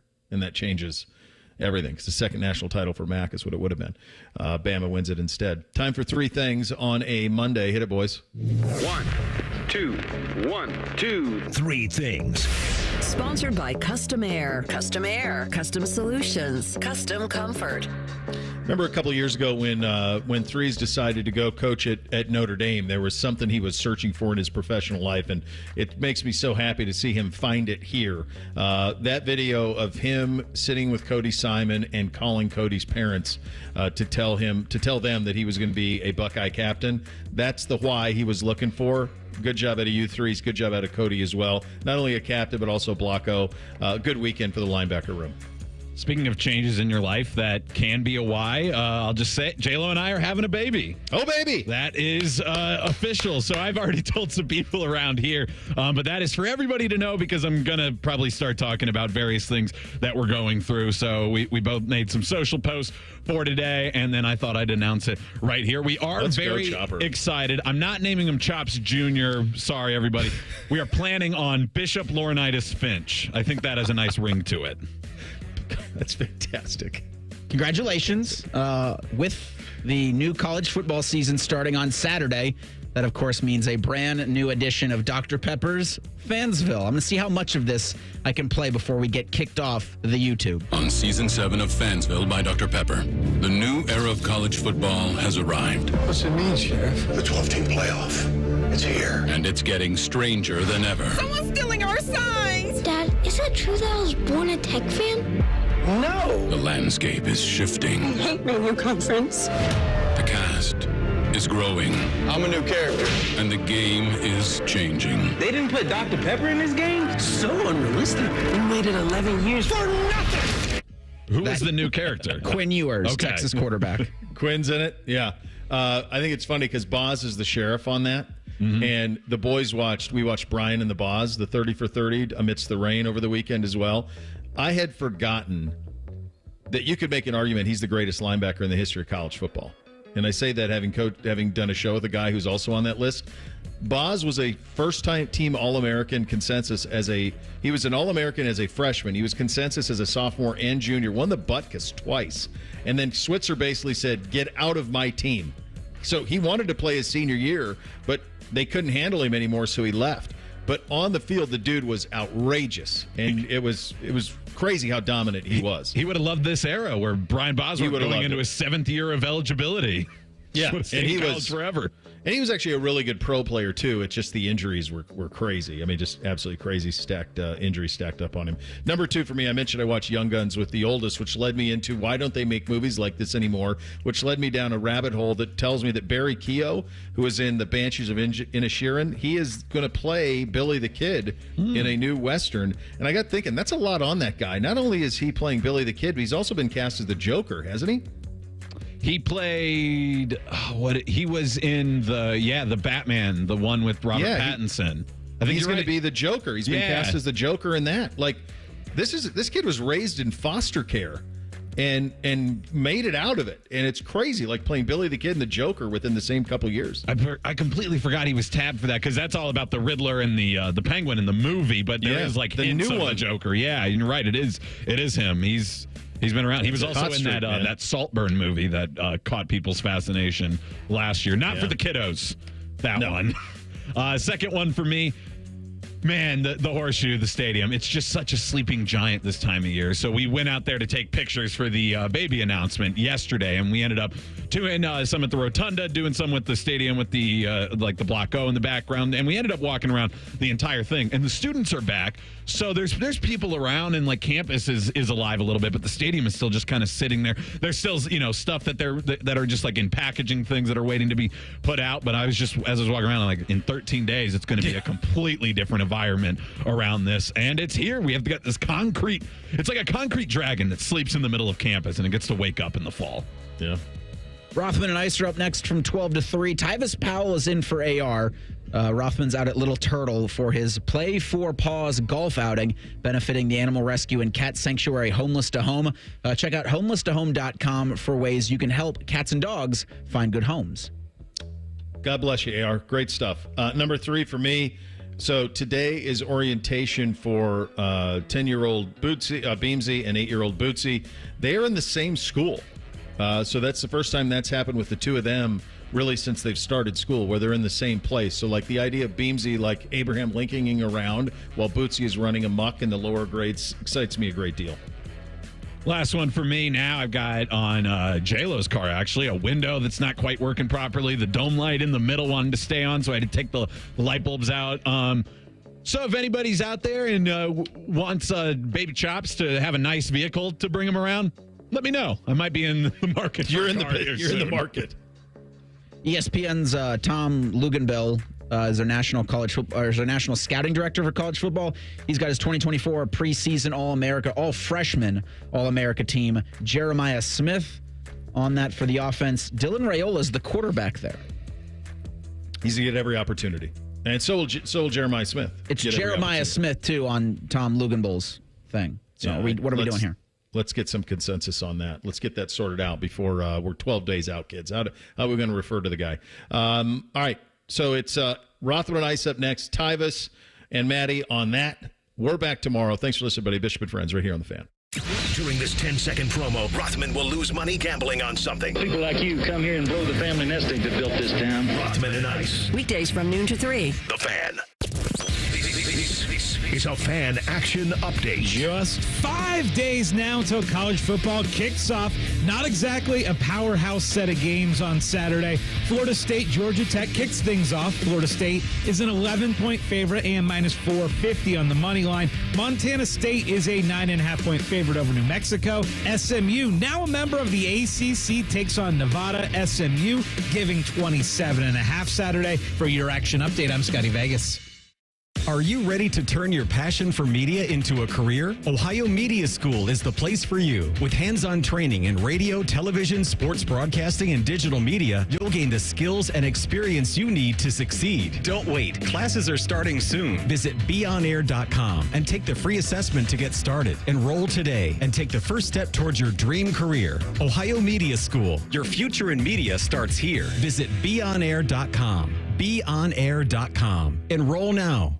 Common Man here for Universal Windows Direct. Football season is here, and you know what that means. Fall is just around the corner. Cooler temperatures on the way. If you've been dealing with drafty windows all summer, struggling on those crazy hot days, your AC just can't keep up, now is the perfect time to upgrade with Universal Windows Direct. Call them today, 614-502-5220. For every 2 windows you buy, you get 2 free. Plus 0% financing for 60 months. Restrictions apply because they always do. Go to UWD.com. Like me, you'll be saying, I love my windows. That's the sound of a Mountain Dew. And that's you enjoying its refreshing citrus kick. That's a cool breeze suddenly whistling through your hair. Whoa! That's you realizing you're now on a mountain. This is epic! That's you stating the obvious. That's you stepping up to the plate. That's you winning your kickball game. That's you taking another sip of your Do the Do. It's Toyota's national sales event, the perfect time to extend your summer fun in the all-new, all-hybrid Camry. Now through September 3rd, choose 5.25 APR financing on any new 2025 Camry. Or you can lease a Camry LE for $319 a month for 36 months with $32.99 due at signing. With approved credit through TFS, tax, title, and license extra. Call 1-888-36-TOYOTA for details or go to Toyota.com. Toyota, let's go places. Meet Cheryl. Hey. She's on vacation and lost in the moment. Unfortunately, so is her Chase debit card. It's gotta be somewhere. Maybe she lost it at salsa night. These skirts should have pockets. Or maybe she lost it at Pilates. 3 and 2 and... But she's not worried. With the Chase mobile app, she can lock her card till it turns up. Tools that help protect. One bank that puts you in control. Visit chase.com/checking. Chase, make more of what's yours. Chase mobile app is available for select mobile devices. Message and data rates may apply. JP Morgan Chase Bank, N.A. member FDIC. Need assistance with door and window projects? The Home Depot can help. From inspiration and materials to ordering and installation, our free Millwork virtual apron service can get you moving and doing. Plus, we speak Spanish too. Our associates can help you tackle complex jobs without you leaving the job site, saving you time and money. Call us at 1-833-HD-APRON or visit homedepot.com/MVA. The Home Depot, how doers get more done.